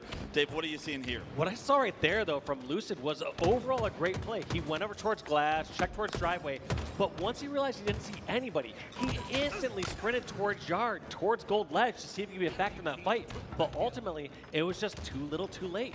It felt like Lucid left his teammates out, not to dry, but almost a little too late on the flank, and that's the difficult part about being in a position like that. Almost like he guessed wrong as far as where Quadrant we're going to be. Yes. Because he guessed wrong, it's been given an opportunity to Quadrant now. They're over halfway. This hill, if it is any indication of how far this series is going to go, how competitive this series is going to go, we're in store for an absolute banger. Optic back in the hill, back with kills in their favor. Trippy trying to play his life bottom U-turn. Spots SLG. SLG guesses wrong, and you guess wrong against Trippy. You get taken down. He's able to get the first, but it's Quadrant that find the next 2 kills in the kill feed, and they are back in the hill as well. Yeah, Quadrant not giving up just yet on this. Glory going to try basically the same flank last time when Lucid was in this position. Did not find anyone in yard right away. Let's see how Glory plays it. Plays it the exact same way that Lucid does. Doesn't see the players, pushes towards yard, and pushes towards gold. No, make that goes towards driveway. Jumps in the fight right away, but look at that damage coming out on both sides. Look how close Quadrant were to the hill. Glory almost impacts that combat loop to award Quadrant the first hill, but Optic get the advantage in the slays. Optic get feet in the hill, but here comes Quadrant. SLG gets in the hill as well. Trippy trades at the kill from Dead Zone's death, and because of it, Optic narrowly score the first point. First one on the board, but a minute 40 off the time. That is going to be huge, as this game likely isn't going to go to 4 captures, especially when you're seeing it go that far on the very first hill. Yeah, when we were watching ITV earlier today, we saw that first hill get taken almost in perfect fashion, and there was 4 minutes and 40 seconds on the clock when it went to hill 2. A very different situation now that 3 minutes are on the clock. This hill, if Optic are able to achieve it, time may start to become a win condition in their favor as well. Yeah, just watch the complete difference you'll see here on the yard hill. Last hill took about a minute and 40 off the game clock. This one, only 14 seconds have gone by, and Optic have it about halfway. Either way, as soon as one of these teams or players gets these kills, they're going to jump in the hill right away. Look at that from Quadrant. Still, no time ticking down. Still a massive chunk for hill number 2 on the side of Optic Gaming. A great job by Trippy to stay alive with this thrust. A useful tool for a retake situation when given the opportunity. Trippy does get the first kill, unable to get the second onto SLG. He gets SLG to no shield, but no one on Optic in a position to trade that damage out. And now all of a sudden, Quadrant have tied the progression of this hill number 2 up. Yeah, Formal gonna trade a little progression there for the camo. Let's see what he can do with this. Two of his teammates down, gets the equalizing kill right there. That's such a huge opening. What more can he push for here? Notices a player going into yard. Can he get the flank? But no, gets spotted out, hits by the nade. Not a lot of time. Formal's got to make a play with this camo if they want to deny this game from being all tied up. Here comes Optic once again. Dead zone, Formal, both find kills. It's a 3-on-2, and Optic have taken over yard and will take control of this game here with a second point if Quadrant aren't able to get back into yard. Trippy finds a double, and that guarantees the point for Optic. And they aren't even afraid just to double up inside the hill there. Optic, like you said, taking that second point. But as it was getting down to the wire, they felt that anyone that could see someone on the hill, they could just turn and double team. Don't need to push somebody over towards Flowers or push someone over towards Gold Ledge. Just turn and fight anyone who desperates towards the hill. A great patient play from Optic rewards him with the second hill. That camo from Formal, he took his time, he got his kills, he made sure that he was there on time as well. So Formal playing absolutely flawless, doing Formal things now, continuing to stay alive as the rotation towards the third point. Optic are able to kick open the door from a Quadrant setup once again. They take 2 down, and Formal and the boys are in hill number 3 as well. Yeah, just doing everything right here, trying to lay down these shots over towards Gold. But now meeting resistance from every direction. Great thrust by Formal, gets through, but meets a second player over at Blue and Market. So a phenomenal retake coming right off respawn from Quadrant. They're going to be able to jump right back into that hill. 2 minutes and 26 seconds on the clock, and I love the advancement. I love that play by SLG. Not letting a single person get even in towards yard, so they don't have to worry about that gold angle. He's cleaning up shots from players who are weak at driveway and over at the loop. The only downside of this is where are the spawns going to happen for those players on Optic? Yeah, it looks like Lucid was able to get camo while all of this was happening, but they are spawning so far away from this hill that the point is perfectly captured by Quadrant after the retake. That is the win that you get from creating so much space when applying that pressure and denying yard position. Yeah, after that bottom mill hill, this game has picked up in pace, Wes. You've noticed that 2 other hills have been captured, 1 apiece for Optic and Quadrant, within 1 minute compared to the minute and 40 it took for the very first hill. When Optic played FaZe last tournament on Solitude King, the game ended at 2-1 because of time. A much different situation here between Quadrant and Optic, neck and neck still. Optic were favorable to get the first opportunity at a setup on this 4th point. They've gotten about a third of the way done. Can they get the kills that can continue some of this progression? 3 go down for Quadrant, and they will once again have to come off respawn and try and break the setup, or they will go down 2 points once again. And also Trippy, you could tell, did not know where the players were just yet. He was first worried about loot. Now realizes that they've spotted Glory out over towards the snipe side, so he is not worried. But now players can spawn out a little bit further. They've maybe pushed out near posters. He's going to be worried about both sides. Quadrant are going to give up this point to Optic. They do not have an opportunity to retake this hill. And with that, Optic will once again jump up by 2 points with the hill moving towards snipe. It is a must-win hill for Quadrant. Optic are on hill point. Yeah, Quadrant keeping control there. And actually, I couldn't tell if Trippy's goal was to get the last bit of hill and then sprint away, or wait till his team was in a better position. Because with Quadrant giving up that hill, there was no need to speed up and finish that one up. Optic were going to finish that at some point. Now it's just a question of how much control they have across the map, and do they want to give up the first quarter or half of the hill to Quadrant?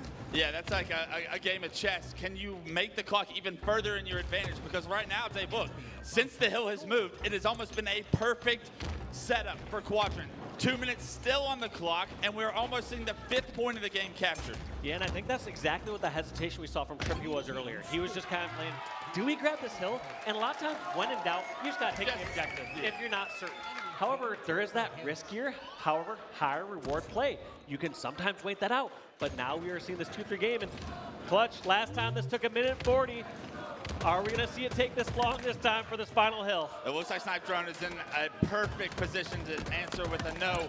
So a double kill with perfect shots and perfect use of the camo. The transition from the 5th point to the 6th point of this match has been flawless for Quadrant. Already gaining some progression there. Time not necessarily a factor, shouldn't become a factor, but as I say that, a couple of members from Quadrant drop, and with that, Optic gain a little bit of map control, and Shock Rifle in the hands of Formal can be a dangerous thing to see see, but Quadrant remove it immediately. And also not just map control, you see Optic there not committing to just lane. You saw Dead Zone grabbing the first 10% of the hill for Optic, but not looking good when kills are going that quick for Quadrant. 2 still down for Optic, however. Quadrant still have numbers. Make it 3 down. They are back in the hill as well. They can tie this game up still.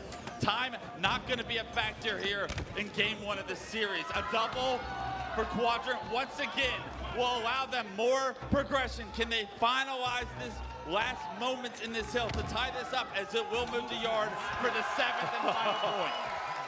Oh my gosh. Quadrant had the momentum without a doubt going to this final hill.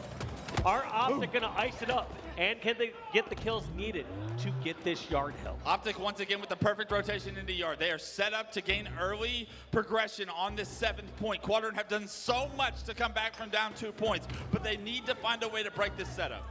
It's going to be tough, especially this first half going towards Optic. Lucid not taking any chances, takes it in his own hands, gets a perfect right there, and keep control of the yard. Pressure on Snipe Drone. He's in a 1v2. He's going to try to charge the fight. Nowhere to go. You either run to Lucid. And that's a problem, because Snipe Drone's going to be a staggered respawner right now for Quadrant. They're even able to take down Glory, and it's a perfect 7th hill for Optic. As much as Quadrant tried to come back, Optic saw an opportunity to have the first setup, and they never lost it in that 7th point. And you just saw that back and forth as both these teams got control. You saw what they were able to do with it. It felt like neither of the teams were that strong on the back foot. As soon as Quadrant had the setup on the hill and they were over towards Snipe, they took that near flawlessly. You saw that last one in the yard. Optic all the way. For as scrappy as that first hill was, for both teams to find their footing and hold perfect hills across the way, Dave, what are you seeing as far as like maybe early series jitters, and then each team, when they had control, dominated that section or that hill? You can maybe attest to some early series jitters. The other part that would really be a main factor in that is a map like Solitude. Once you get numbers, it's easy to snowball those numbers, especially in the center of the map. If someone's weak near bottom center and you have people up high and have those angles, you're going to get those finishes. Or the reverse of that is true, is you're not going to get away when you're weak. You saw a lot of these times players were basically forced to challenge a fight to the death and hopefully win that or trade that out. Yeah, the specific situation that points out to me was when we watched SLG push all the way through yard towards driveway when the hill was over towards dip. It's like, how much space do you want, kid? It's not about space. It's about continuously keeping it at a 4-on-3 or a 3-on-2. Numbers advantage at all times. And when you have numbers advantage, especially on Solitude, it is so difficult to try and overcome. Yeah, absolutely. And yeah, those advantages like you're talking about, they're pushing out. Either they catch somebody off guard, they just the first shot or two. They catch me off guard. I'm like, what is this guy doing in yard? The hill's over there. And then also, if they don't clear that area out in the beginning, they have a built-in flank. They have somebody over at gold, raining down shots over towards posters or anything like that. So it's just this kind of win-win scenario. He runs, any single way he plays that, it's going to be advantageous unless he somehow gets picked. All right, so we're moving our focus over to game 2. It's a Slayer, and we saw an opportunity to see a graphic there where Formal and Lucid are apparently dominating in the Slayers so far here in London. It's been maybe a short sample size, but if you're Quadrant, Dave, coming on the back of a Game 5 loss, you lost both Slayers to Sentinels in a best-of-5. Traditionally, we always say the better team wins the objectives. Well, Quadrant had some dominant objectives throughout that series that allowed them to get it to a Game 5, but Sentinels look so strong. How strong Optic is in these Slayers, what do Quadrant need to do in order to improve their Slayers? And they have to do it quick, Dave, so let's hear it. Yeah, we're going to have to see how they step this up. I mean, obviously, we can talk about controlling the power weapons and power-ups and how are they controlling the map. Are you making fun of me right now? Not making fun of you, but I was going to say with the squad, it's really tough to pinpoint in one exact area that we need to see them step it up. I didn't feel like we saw much panic out of Quadrant there, which is usually where you see the lower level teams really lose out on the objectives because they're chasing after a flag they have no business stopping. Right. They're letting the other team get that first hill and then get the kills to lead into the second hill. But I didn't see any of that really from Quadrant from last game. I didn't feel like they had the objective pressure really working that hardly against them. Couldn't agree more. And right now, as game 2 is underway, 5-5, so no differential really made here. Trippy does have the shock rifle in hand, and you know what damage he can do if he's given an opportunity, but he can't hit the shot that's right in front of him. Snipe Drone able to remove that shock rifle. Formal goes down as well. Quadrant, with a very successful push into blue, will gain map control and tie this game up 8-8.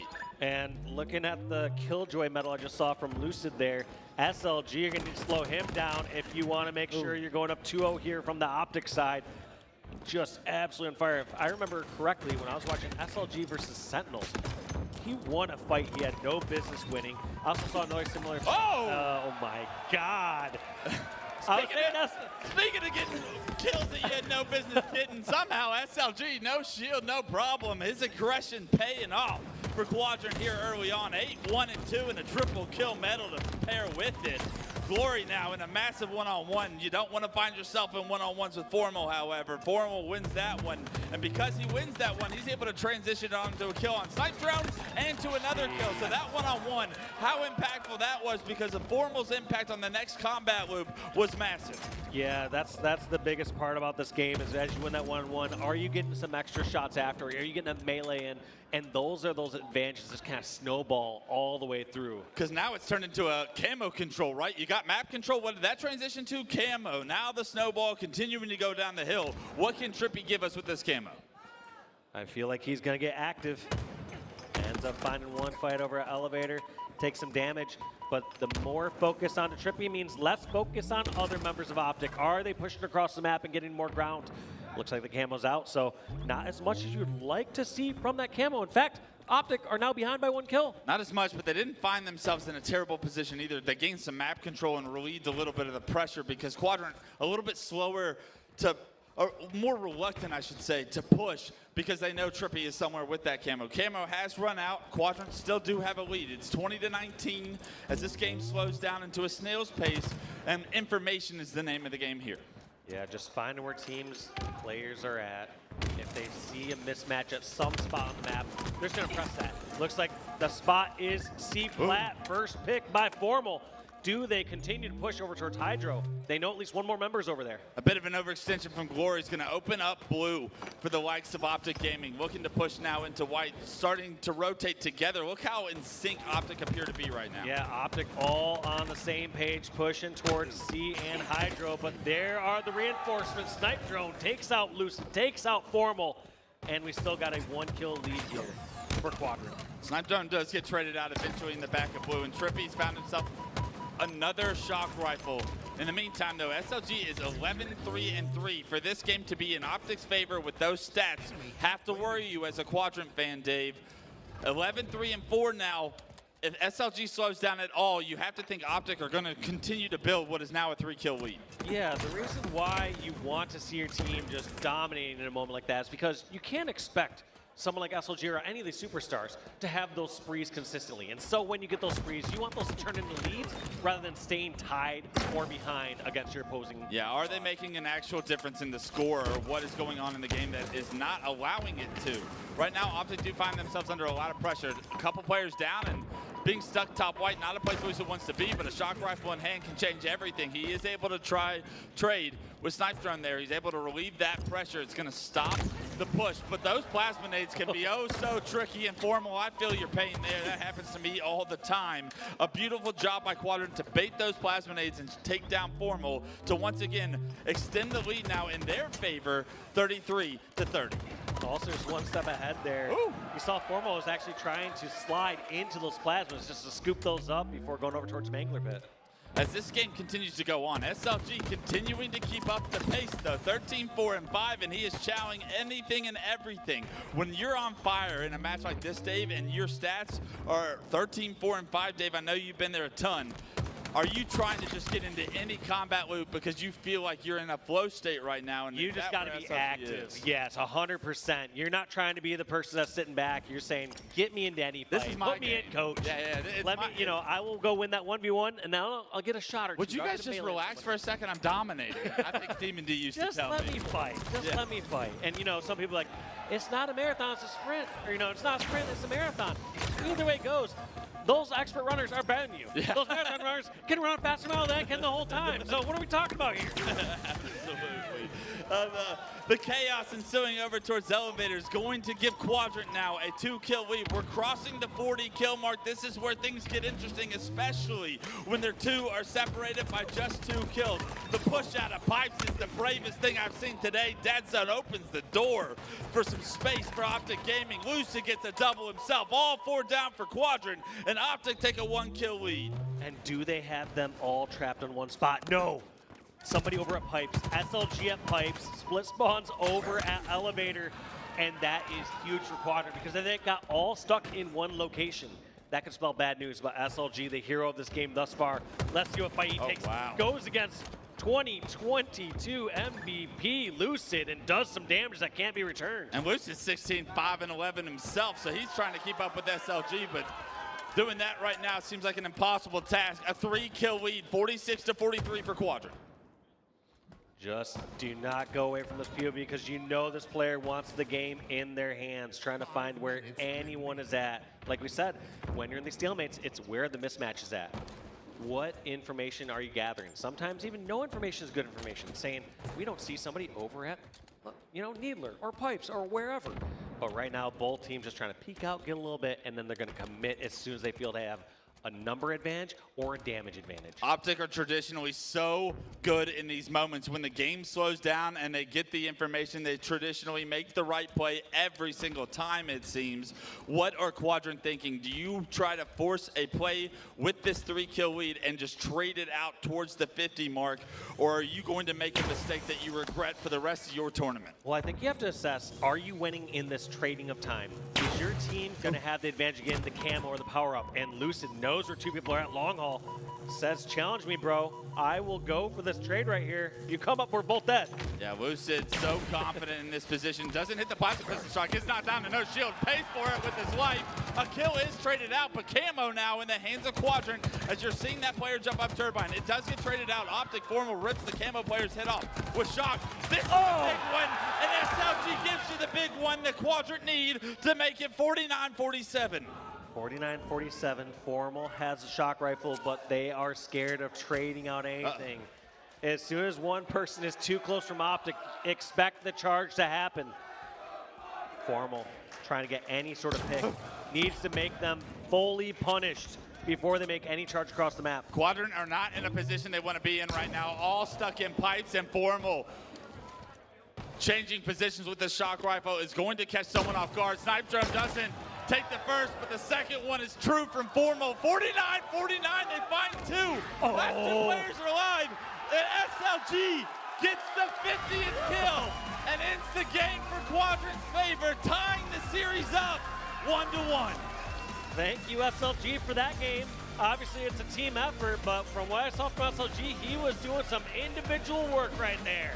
The fact that he's the man to end the game as well is massive for this team, for their confidence coming in. You're lost to Sentinels. You're trying to gain some momentum and a must-win series if you want to go into the winner's bracket. Optic Gaming takes game 1 in a very lengthy King of the Hill. You're thinking Quadrant, are they going to run out of gas? Is all the momentum that they tried to muster up during the break just all for naught?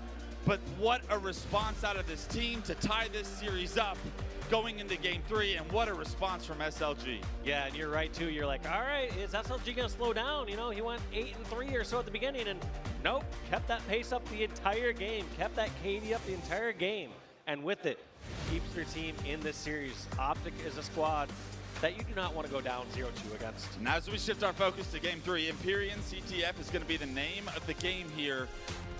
Taking a look at the highlights from game 2, but Empyrean CTF, traditionally such a strong game type for the likes of Lucid, Formal, and Optic Gaming. But how dominant of an Argyle CTF we saw Quadrant play against Sentinels has got to give you a little bit of hope for the Quadrant fans out there, for the hometown team, that their CTF game has looked very strong, at least the little we've seen so far here today. Yeah, absolutely. I mean, Argyle, like you said, it's not the exact same as Empyrean. Both these teams were looking pretty good at this when you look at their past stats from Arlington. It was Quadrant being 1-0 on CTF Empyrean, and Optic were 2-0 on this mode from last week. Okay.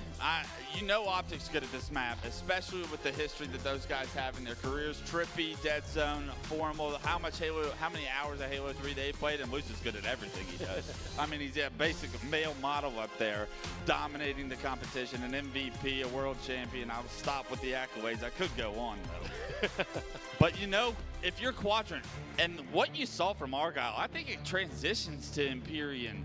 I think so too. I think there's a lot of transferable skills. The double snipes, yeah, what it takes to get a flag on the move and how to properly deny respawners from being able to take down the flag carrier. These routes, if Glory can do what he was able to do on Argyle with the snipe here on Empyrean, Optic might have a headache after this one.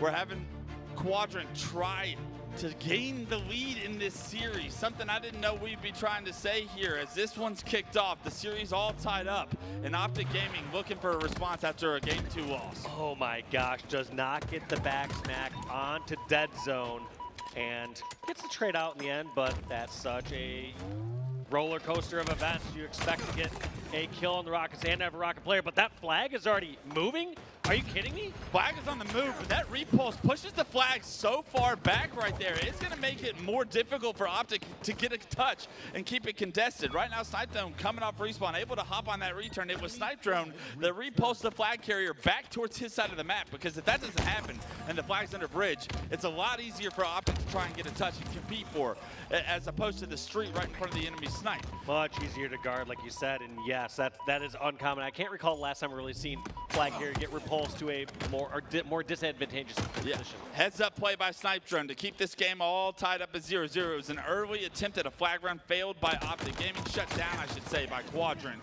The battle for map control is the name of the game here, and SLG with snipe in hand. Let's see what he can give us as he gets his shield back on mid-bridge. All right, SLG, 5 bullets. How many kills are you going to see out of you?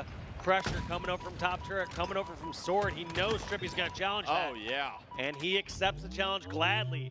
1-0 in favor of SLG right there between that little rivalry. SLG looking for one, spawning towards the courtyard. Does take a couple bullets of damage once to get his shield back. His teammates do pulling the flag.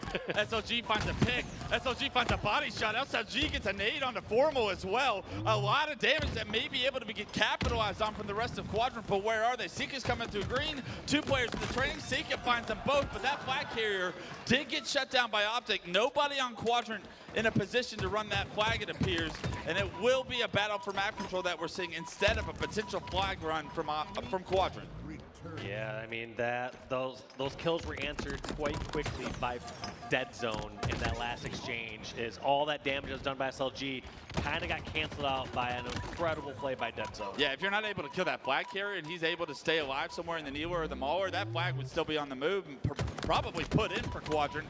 Game's still all tied up, 0-0. 9 minutes and 30 seconds on the clock, which means Overshield and Rockets will be coming up here momentarily. Overshield is up, Seeka's on top of it. Trippy late to the party, can't find the backsmack, but a couple of melees will deny that Overshield from being too impactful, and in the meantime, Lucid's found the Rockets. Yeah, and I think those choices, I think Rockets, if you get them back safely, is the better one to have.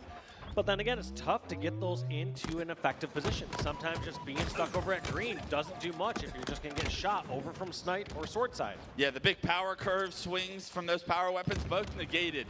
Very well done by both teams to deny any real success. Right now, though, it looks like the flag is being pulled by Optic Gaming. Formal has found himself a snipe, and with the flag on the move into the courtyard, both snipes are controlled by Optic. Let's see if they can hit a couple shots and continue this flag run. Also, second time we're seeing Optic run this flag over towards snipe/sword side. Historically, we've generally seen it going through hallway. Something more recent, I would say, we're starting to see teams adapt towards this push. And why? We'll have to ask one of the pros later on today, because they're the only ones that really see the difference in dynamics. But we did see ITV have so much success earlier today with the camo and green flag runs as opposed to the snipe flag runs. Is that going to be something Optic regret if they're not able to have success here? Because once again, a European team in Quadrant having success shutting down these courtyard flag runs so far. You know what? I like to see the evolution of how these teams are playing the maps and what differences in situations that they see, because my guess is it's just going to be all based on positioning. if Optic happened to have someone over towards top turret or bridge with snipe, they're like, you know what, it's fine, just run through cuts. You just have that one moment of vulnerability going through to bottom bridge or towards the runway, compared to the moment of vulnerability as you're running it from Needler pit over to Needler, over towards long haul.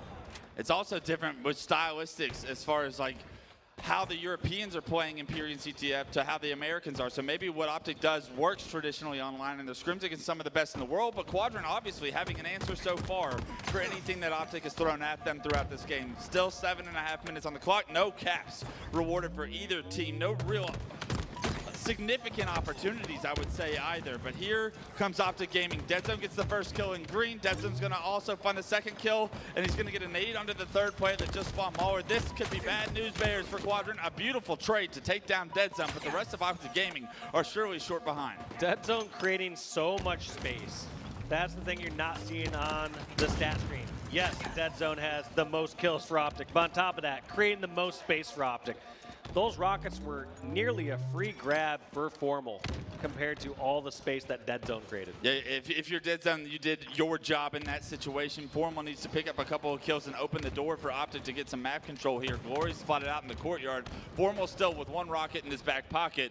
Nobody from Quadrant looking to be on Formal side of the map, knowing that he still has this rocket. Snipe drone is going to be camo side of the map, and Formal does choose to push the green.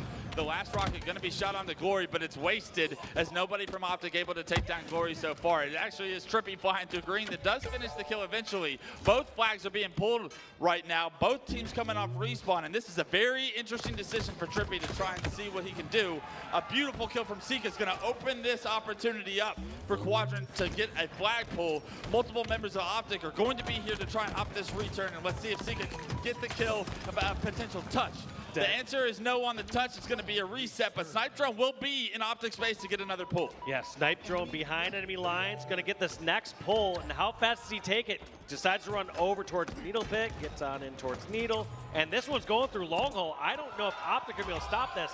I don't know what control they have over on bridge and training. There's two down for Quadrant. One does come off respawn, but here comes Optic Gaming across the bridge. It appears they have a snipe as well, and Trippy is here to stop the cap. Sika takes down Trippy, though. The flag not being returned just yet. Lucid said sit down. Nobody on Quadrant spawning near that flag. The return comes through, and it's the Trippy Lucid duo that shut it down themselves. And what looked like it was about to be a cap there for Quadrant is now turning quickly into a counter cap. Deadzone moving that across the map. Glory, the last one alive, is going to just have to settle for a trade. And it's a Trippy, and that's going to be first cap going on for Optic. It's a counter cap for Optic, and it's through the camo hall where we traditionally see the success. The first time Optic run it that way, they have that success. They're able to punch that one in off the back of a beautiful play by Trippy and Lucid. Still with snipe in hand, Snipe Drone able to trade that kill out. So you get the snipe out of Lucid's hands, but at what cost? A 1-0 lead with less than 5 minutes on the clock for Optic Gaming. And here comes the grab. Do they know snipers and sword? They do. Takes a route all the way through Needler, but decides to back down. Now Trippy wisely focuses elsewhere across the map. When you have those power weapons, you're going to be the #1 subject and target across the map. So you want to reposition, you want to refocus, see if you can catch someone else off guard. What a heads-up play by Trippy to drop under bridge, finish that player that was no shield, trying to activate that overshield. The overshield gets thrown off the map. In the meantime, Deadzone was able to get the rocket, so the entire power curve going towards Optic Gaming now. Trippy still with snipe in hand and looking to be aggressive through green hole. Try and just get that last poke shot, but not afforded that luxury. These players are hitting every single shot, keeping them out of scope and not making it easy to get any picks. Nothing flashy done by Trippy, but the job is getting done. He gets finally taken down as the snipe ammo gets wasted. Deadzone and Formal will still be here to control the Optics training side of the map.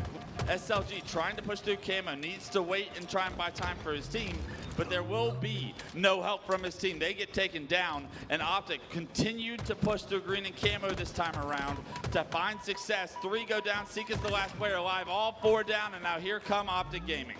Moving just so fast over in those areas, hitting every curb slide he can, and just always at that front line you see. Oh, Trippy takes down Glory, starting to run the flag, and surely Optic Gaming, the rest of them, can anchor The setup here for Trippy to get this flag all the way through camo to take a 2-0 lead here with just 3 minutes left. And just moving too quick across. They're also going to come back to a nice sniper that's just spawning, and they can take this as fast or as slow as they would like. Trippy, 26-5-14, the difference maker here in game 3. The lifeline for Optic when they need him to make a play. Trippy has made a play in this game 3, and because of it, they have a very comfortable lead here in time all of a sudden, becoming a major factor in Quadrant's opportunity to keep this series tied. Now let's see what happens. We've had Dead Zone with the sniper here back of the base. Unfortunately, ineffective with there in that situation. But I want to see who else from Optic is stepping up to create that extra space. We saw Trippy being super aggressive, going for lots of grabs, pushing out really quick, but also had Dead Zone leading a lot of those charges. Yeah, it's the aggression duo of Trippy and Dead Zone so far that have created those opportunities. Formal and Lucid sitting back towards the training and sword side of majority of this map. But Optic Gaming's control of the power weapons have been a real story to tell. As I say that, we're on board with Trippy. He's found himself the rockets, and he's looking to push that 27 kills towards 30.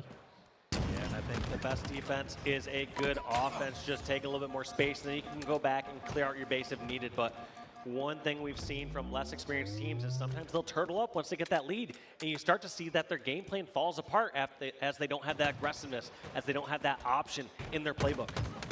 You don't think you'll see that out of Optic Gaming today? The veterans themselves, the world champions themselves, and Trippy continuing to bulldoze his way wherever he pleases right now. 3 down for Quadrant, another flag being pulled, and Optic are trying to end this due to caps and not time. And look at that same duo once again, Dead Zone and Trippy all the way over at the Quadrant base, which they were not expecting. They were expecting, sure, they could push through on bridge or push through a little bit. They weren't expecting another flag grab at this point. They were going for a long flank through runway.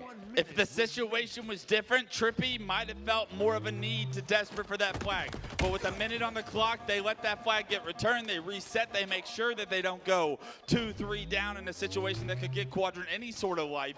And with that veteran play, Trippy and the boys on Optic Gaming look to close this one out with 40 seconds remaining. Quadrant have got to get a pull now. Yeah, that's such a good highlight there, Wes. Knowing when to give up a cap and just go for slays. That separates the best from the best. They just are going for every little advantage. They're not going to create those windows where you're going to get counter-capped on, or we're going to set the other team up to have their miraculous run. Conversation versus risk versus reward, right? And what the state of the game is, what you need right now. If you need a cap, it's a little bit different of a situation, but you don't need a cap with 10 seconds on the clock. Optic, all they need to do is stand still at this point, because there's no way Quadrant are going to be able to take game 3. Optic have done the job. It was a grind, it was a battle, but game 3 will go in their favor, and they now take the series lead once again, 2-1. A slugfest there between these two squads, but Optic landing more blows. Kills going in favor of Optic, 90 kills to 69 kills there from Quadrant. So just kind of outslaying, outpacing, and also just more touches. They were so many times across over on the Quadrant half of the map, pulling that flag immediately. Early on in this game 3, as we're taking a look at the highlights, Quadrant felt like they were going blow for blow with Optic. They were shutting down what Optic wanted to do. But there was just lapses and moments throughout this game as it transpired on the focus of the power weapons and the power-ups. The trumpets in the backgrounds trying to fire Quadrant up have got to be hilarious. But, I mean, the rocket control and the overshields, as soon as those were coming up every time, it felt like Optic started to get the better of Quadrant. Quadrant not able to really set up for those power-ups and power weapons as they need to. And when you give a player like Trippy rockets and overshield to play with, he's going to have a big stack game, and Trippy does what he does, a big stack game with those power weapons. Yeah, just going absolutely off with those weapons.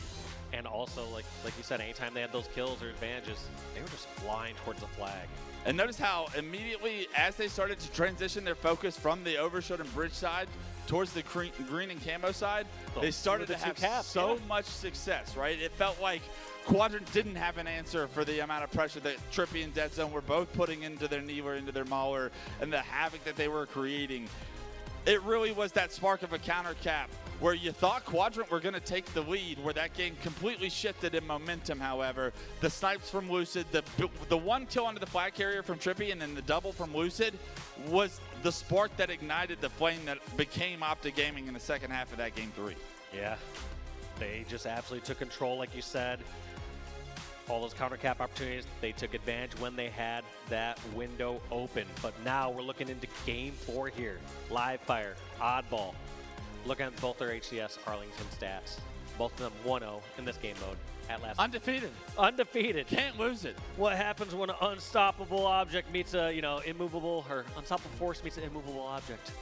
We'll find out with these two 1-0 teams. Yeah, I don't have the answer, but what I can tell you, Dave, is as that game 3 continued to go on, Optic started to really feel like they had no chance of losing it. The control was always in their favor, even at times where they lose a guy or they may have one guy overextend and he's the first one to go down. Optic were still in a position where they could manifest control of the map and not give up too much.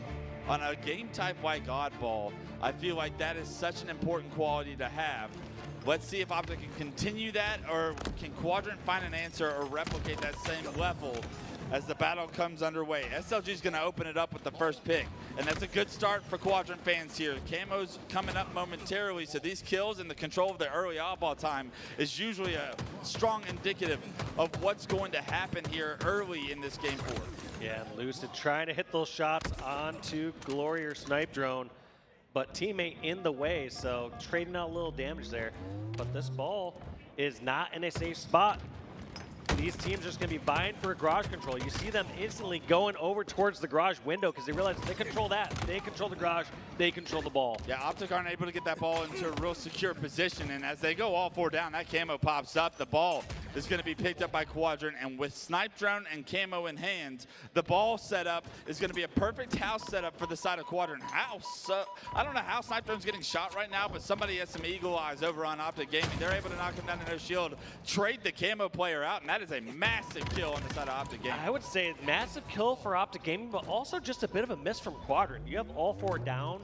If there's one person shooting your camo player, you should be able to be in a little bit better of a spot to punish that, or at least cut off somebody from just charging right into garage. Yeah, Optic's so quick to break what was a very strong setup for Quadrant. That could be a big problem as this game 4 transpires right now. 27-10, Optic taking the lead, and Lucid doing things that should not be done. The double kill as he repulses top mid was awesome.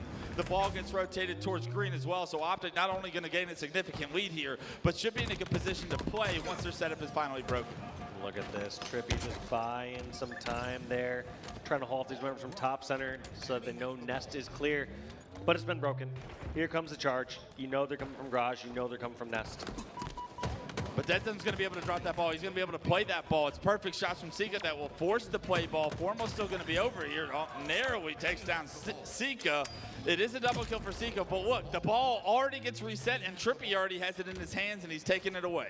One thing about Optic, at least in past seasons, I always felt that they were the best ball rotation team in the league. I'm not sure if that's still true here I think in 2024. I think it is. Rewatching Arlington, that was something that I thought was unbelievable that they were able to do so consistently. Their reads of where to take the ball and when to grab it and put it in a position where respawners can compete for it, you're already seeing that pay dividends here once again in London. Yeah, that last one was wild because we saw 3 dead, Trippy the last one alive, and he runs over towards the spawning teammates, and all of a sudden, Optic are contesting this ball in a situation where they were 3 down. Right. What you thought was going to be a window for Quadrant to maybe try and get the ball in their hands, get it to a place where they're set up. Optic denied that because the last player alive is making such an impactful play.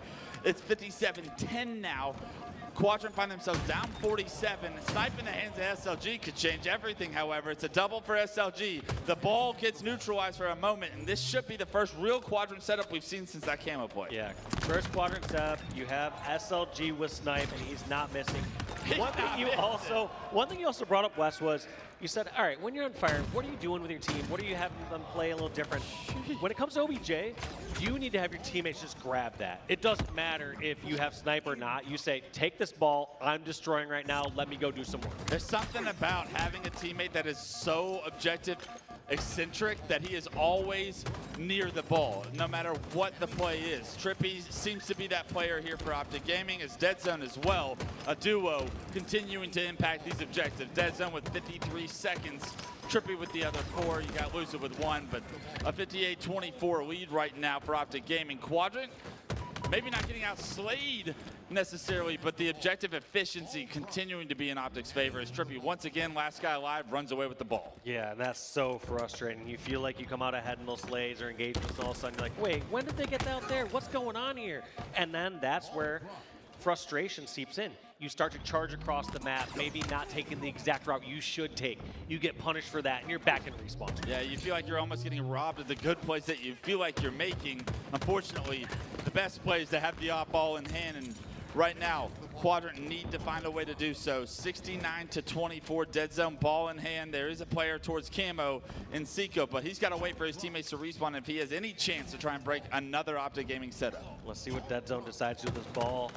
Trippy ends up getting taken out. He doesn't have a teammate right with him, but looks like the fight for Camo is the play. Actually scrapping up the last couple seconds. Eventually gets taken out by Glory.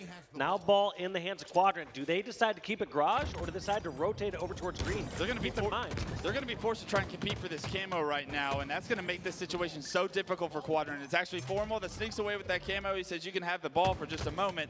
This camouflage seems to be the more important factor for Optic Gaming, and now somehow the setup gets broken. Formal finds himself with camo ball. He's going to throw that to a teammate, and this round is starting to get ugly on the side of Quadrant. Yeah, prior to that ball getting thrown out, it was Optic getting the kills, Optic getting the camo, Optic getting the ball, but Snipe Drone at least equalized those numbers out. Lucid, the last player alive for Optic Gaming, they're able to get a kill onto SLG. That's going to ruin any chance of a setup the Quadrant has. They try to rotate the ball towards Cuts, but the rest of Optic Gaming are going to be here so quickly that that ball gets shut down. The Slays continuing to go in their favor, and Lucid in a one-on-one is able to trade, keep that ball neutralized, and neutralization of the ball right now is good things for Optic. Yeah, and what can Sika and Quadrant do here to get the kills they need and get a setup that works for a while? You don't need just 15 points at this time. You need to get a setup that you can hold for 30, 50, 70 points. Right now, they haven't proved that they could do it, at least against the likes of Optic. Such a strong off-ball team, such a difficult team to try and find any efficiency or hold a setup against. And Optic are showing you why. They are so quick. If one player is alive, they can ruin everything as they continuously do it. The ball waits so long in that cuts area that it gets reset right now, and all of a sudden 38 seconds on the clock. Time starting to become a factor as well for a win condition for Optic here in round 1. Yeah, it's looking like Optic are just going to try to run this clock out. As I say that, Dead Zone grabs the ball, rotates it on over, and looks like he faked towards pillars, then ran back towards Keydor? I can't tell. But there's also some power in the route you take with that ball. So many players just adjust instantly, saying, all right, they're going to come out this way. I'm ready for it. Yep, they commit to a route, and they double back.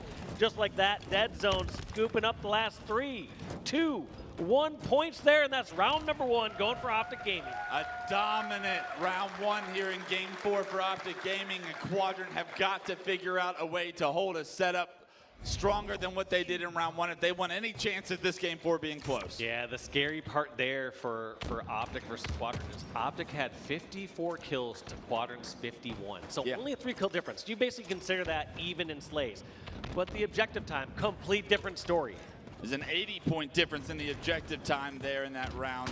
Optic Gaming so efficient, such an annoying team to try and compete against. 3 go down. Dead Zone is the last player alive with Snipe. That ball not being able to be picked up by Quadrant because they know Dead Zone is watching it with Snipe. And even this camo being in a favorable position for Optic Gaming to compete for. Quadrant seem to be spread out on the map, and that could be really difficult to try and deal with Dead Zone on this camo push. They do get a couple of kills towards that camo, and that's forced Dead Zone back here, but he still has his eyes on competing for this camo. Yeah, knows that the last players are down low, grabs that camo, gets the damage, and now looking for the spawners.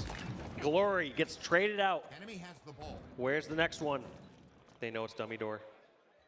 Yeah, Dead Zone playing this so perfectly, so patiently as well. The ball in Optic's hands. Dead Zone does get spotted out. Multiple members of Quadrant looking for him. Which way did he go? Which way did he go? Able to find the first kill. Asika does get a melee onto him. That ball still towards the other side of the map, though, and Optic's setup is broken, but they have a 15-point lead to play around once again. Broken to a degree. I mean, Dead Zone drew too many players over there towards C plat. Even when they get that kill, they aren't able to collapse on that ball right away. And if they don't get that kill, they have a sniper behind them over towards the tower, which is not a comfortable position to be in. Yeah, I mean, they're so busy trying to deal with Camo Dead Zone, trying to figure out where he went, what's he doing.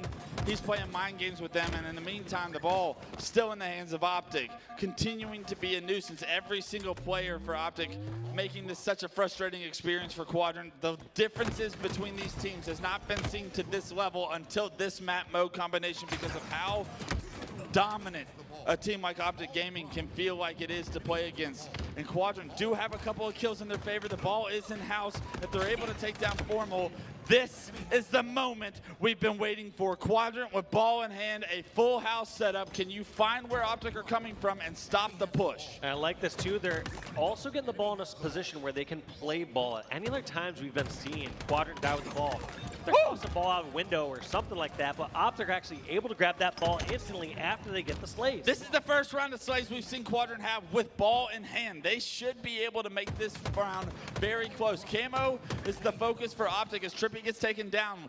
Lucian's going to be able to take down Sika, and I believe Camo got burned. That's why SLG is going to leave this area alone. Ball is still in-house, and SLG's in no man's land as the rest of Optic have been able to take that ball and rip it away from the likes of Quadrant, bring it back to green, and get in a position to play it if SLG can make enough damage. And you got to wonder, were Quadrant supposed to play that? Or were they too confident they were going to get those kills? You could see the confusion there, the hesitancy to toss that ball off, thinking that they were going to get their numbers advantage, and because of it, ball didn't get played. Ball in the hands of Trippy. He's going to rotate this over towards Garage, realizes it's clear, but somehow, sniper from SLG, was it? Or no, it's Glory. Oh, wow, a double that he should have got. Would have been nice, didn't get though, and now Formal might make you pay. He is taken down, but the setup for Quadrant that would have been, if Glory was able to find that kill on the Formal, would have been so strong at this point. The ball still in their hands, however, just not even a 15-point game at this point. Quadrant starting to get some slays with these setups are looking much different here in round 2. Can they keep this up? I mean, they got the points on the board. We haven't seen them get one of those setups where they get the extended period of time from the first round. We've now seen that. We've now seen them scrap back 10 points here and there. They've started to figure out a little bit, but is it too little, too late? Optic are so close from closing out this round 2. They still have the ball over in Garage. Can they get the slays? So much damage from Trippy. He's able to not only take 2 players down and no shield, he even finds a kill as well. So 3 members being taken down by the likes of Trippy and the rest of Optic Gaming with a little bit of help. 63-47. Somehow Quadrant have come off respawn and gotten the damage advantage, the numbers advantage, and back to a setup in the back of house. Quadrant have struggled from this position before, but they find the first kill. That's a big one right now. Dead Zone spotted out as well. Narrowly gets taken down by SLG, but a ton of damage from SLG could give them the advantage they need. Formal is the last player alive, forced to Quantum back. He's eventually taken down, and look at that. Quadrant will take the lead here in round 2. They get the kills, they get the time. Now, I would love to see them rotate this ball over towards green. Yes, that's easy for us to say as we see where the spawns are at, but forced Optic to divide and conquer. Force them to have to decide between Camo and stopping the ball. Glory, run over towards Rat Tunnel. Gets the one-on-one against Dead Zone as he was getting shot in the back, and ball just gets technically played. I guess if you throw it back to a spawn point, you can call it play ball. But Quadrant had the numbers. 3 were down for Optic momentarily. The ball back in the hands of Quadrant. Make it all 4 down for Optic Gaming. Spawning over towards green is not where you want to see Optic spawning if you're an Optic fan. And 81 points and counting for Quadrant as they bring the ball out towards the key door here. Still, Optic members from Respawners are here to shut this down, but a 20-point lead is the biggest lead we've seen from Quadrant since game 2. And it's just chaos at the end here. Quadrant just trying to scoop up whatever kills they can. They find Lucid at the big door, not able to get the finish there.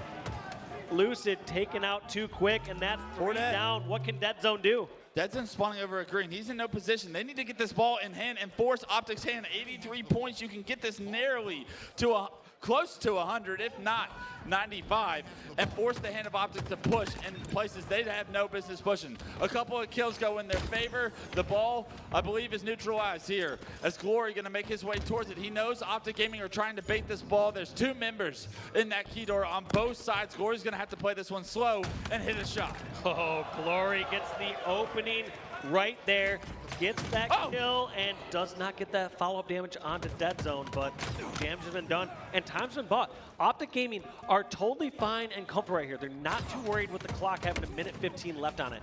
They are happy to slow this down, slay out, and then rotate ball. It felt like Quadrant had numbers advantage so many different times throughout that process, but no time was awarded towards them. 86 is where they have stalled out, and Optic are bringing this ball to tower.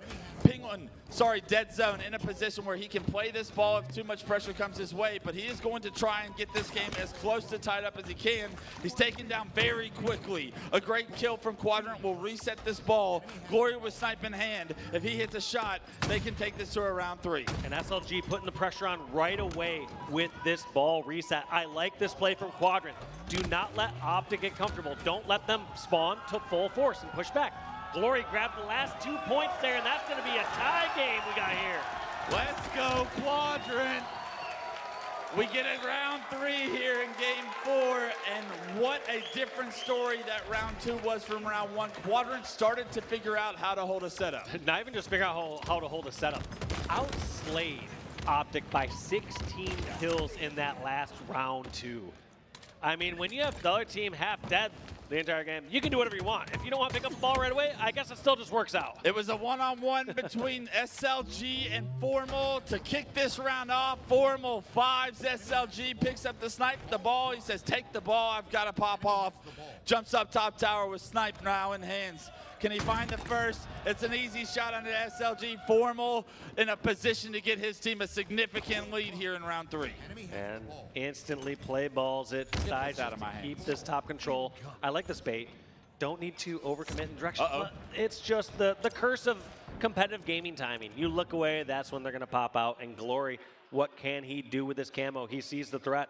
Does the threat see him? Glory needs to kill Formal here. The sniper is the bigger threat. Trippy not the bigger threat here, but Formal doesn't spot him even though he shoots. But Formal hits the no-scope and the body. You gotta regret that decision, and Glory with the camo fails to make the play to remove snipe from the hands of Formal, and Formal will make Quadrant pay. Getting that killing spree, keeping this tower control. You just saw, like you said, that hesitancy from Glory, not sure if to commit towards the sniper, get the finish towards cut. Great positioning from the players from Optic, but like you said, just panic. You know somebody in Quadrant's side was panic calling out Trippy, and he was like, I gotta help that. It sounds like there's direness in this person's voice. I think I just saw an overkill in the kill feed. I can't quite tell with the camera of the player, but immediately Quadrant come off respawn, break the setup of Optic, and although Formal hit some great shots, especially taking down the camo player, the game nearly still all tied up, and Quadrant rotating this ball to green should be able to get a play ball situation if they see too much pressure. However, that ball carrier was by himself at green. Nobody back green to play this ball. SLG trying to get his way back there, finds a kill, hits a G slide, finds the ball, and they don't need to play the ball, Dave. All 4 down for Optic. Quadrant had the slays to pair with it, and they will take the lead here in game 4. Quadrant playing so much better here as the rounds go on. They are committing to grabbing that ball faster. They're rotating. They're dictating where the ball goes. Another round of slays in Quadrant's favor. Now starting to gain a significant lead. Camo coming up, and it's in the hands of Snipe Drone. He doesn't choose to activate it right away. Instead, he deals damage to Trippy, wisely backs down, gets it into a secure location before activating it.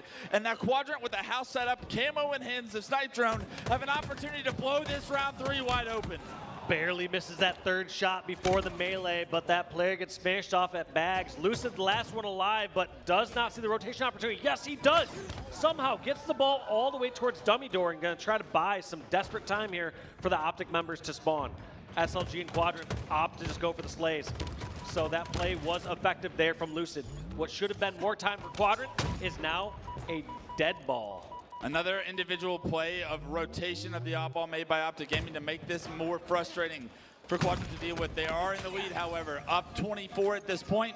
Glory gonna repulse top tower with Snipe. A lot of Optic members have their focus on him, but nobody's facing him at the moment. He's able to take down Lucid. He's traded out eventually. The ball gets neutralized back to bottom middle, and it's this time around, it's Sika that's gonna be the annoying oddball player as he grabs it immediately, and Trippy now trying to play catch up to try and deny a setup for Quadrant. Yeah, Trippy wants to be active in the fight, but doesn't want to commit too fast and get caught out in no man's land, just like that with the sniper. So sniper in the hands of Snipe Drone. No damage with that bullet, but kills just being traded back and forth. Can Formal and Crew stay alive here? Sika, the only one alive. Looks like we're going to see an Optic gaming setup over in the garage. Optic have a full setup, trying to get this game back to a tied situation. 46 kills for Snipe Drone, leading the lobby right now. I don't know when that happened, but Snipe Drone is popping off right now. Snipe Drone's taking the no shield. Formal going to shut him down before he makes it a 47th kill under his name, and Formal extends the setup for Optic Gaming. Formal still trying to stay alive over in house. 2 members down for Optic now. Make that 3. Lucid, you're the last one alive. Can you make a play here on the ball? You're spotted out and likely to be finished up. Lucid and Trippy both down for a moment in time. And when you have the ball, in many cases, you're okay to trade slays like that. If you're trading slays and rotating the ball in the correct direction, you will win that trade in theory. Look at how annoying Quadrant are being with this off ball. Optic are getting kills, but every single time this ball is getting picked up by no shield players and moved just a little bit further. Finally, Quadrant go all 4 down for the side of Optic Gaming. They're able to stop that ball from rotating across the map. They're able to get a setup of their own. And Lucid has picked up the fresh camo, has chosen not to activate it yet, playing a little bit greedy. Now that he's popped it late, the camo will live longer, but no, it's a beautiful grenade one-shot on the top tower that reveals him and takes him down, and all of a sudden what was once a very powerful situation from Optic is now immediately erased by 1 grenade. Yeah, 1v1 for a short bit in time, but Quadrant should have a good amount of information, knowing that Dead Zone was over at tower and that players were spawning over near Nest or Green. Now, what did they decide to do with that information? Oh, I don't know. Wow. That 5 from Dead Zone was something to watch.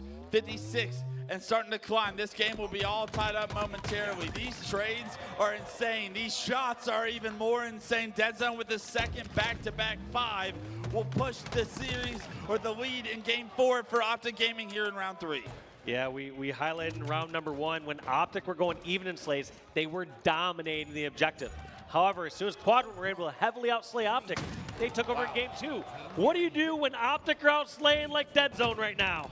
Dead Zone is unbelievable right now. The difference here in round 3 that have given Optic the opportunity to gain this lead. It's just 17 points. As Dead Zone goes down, so does Trippy.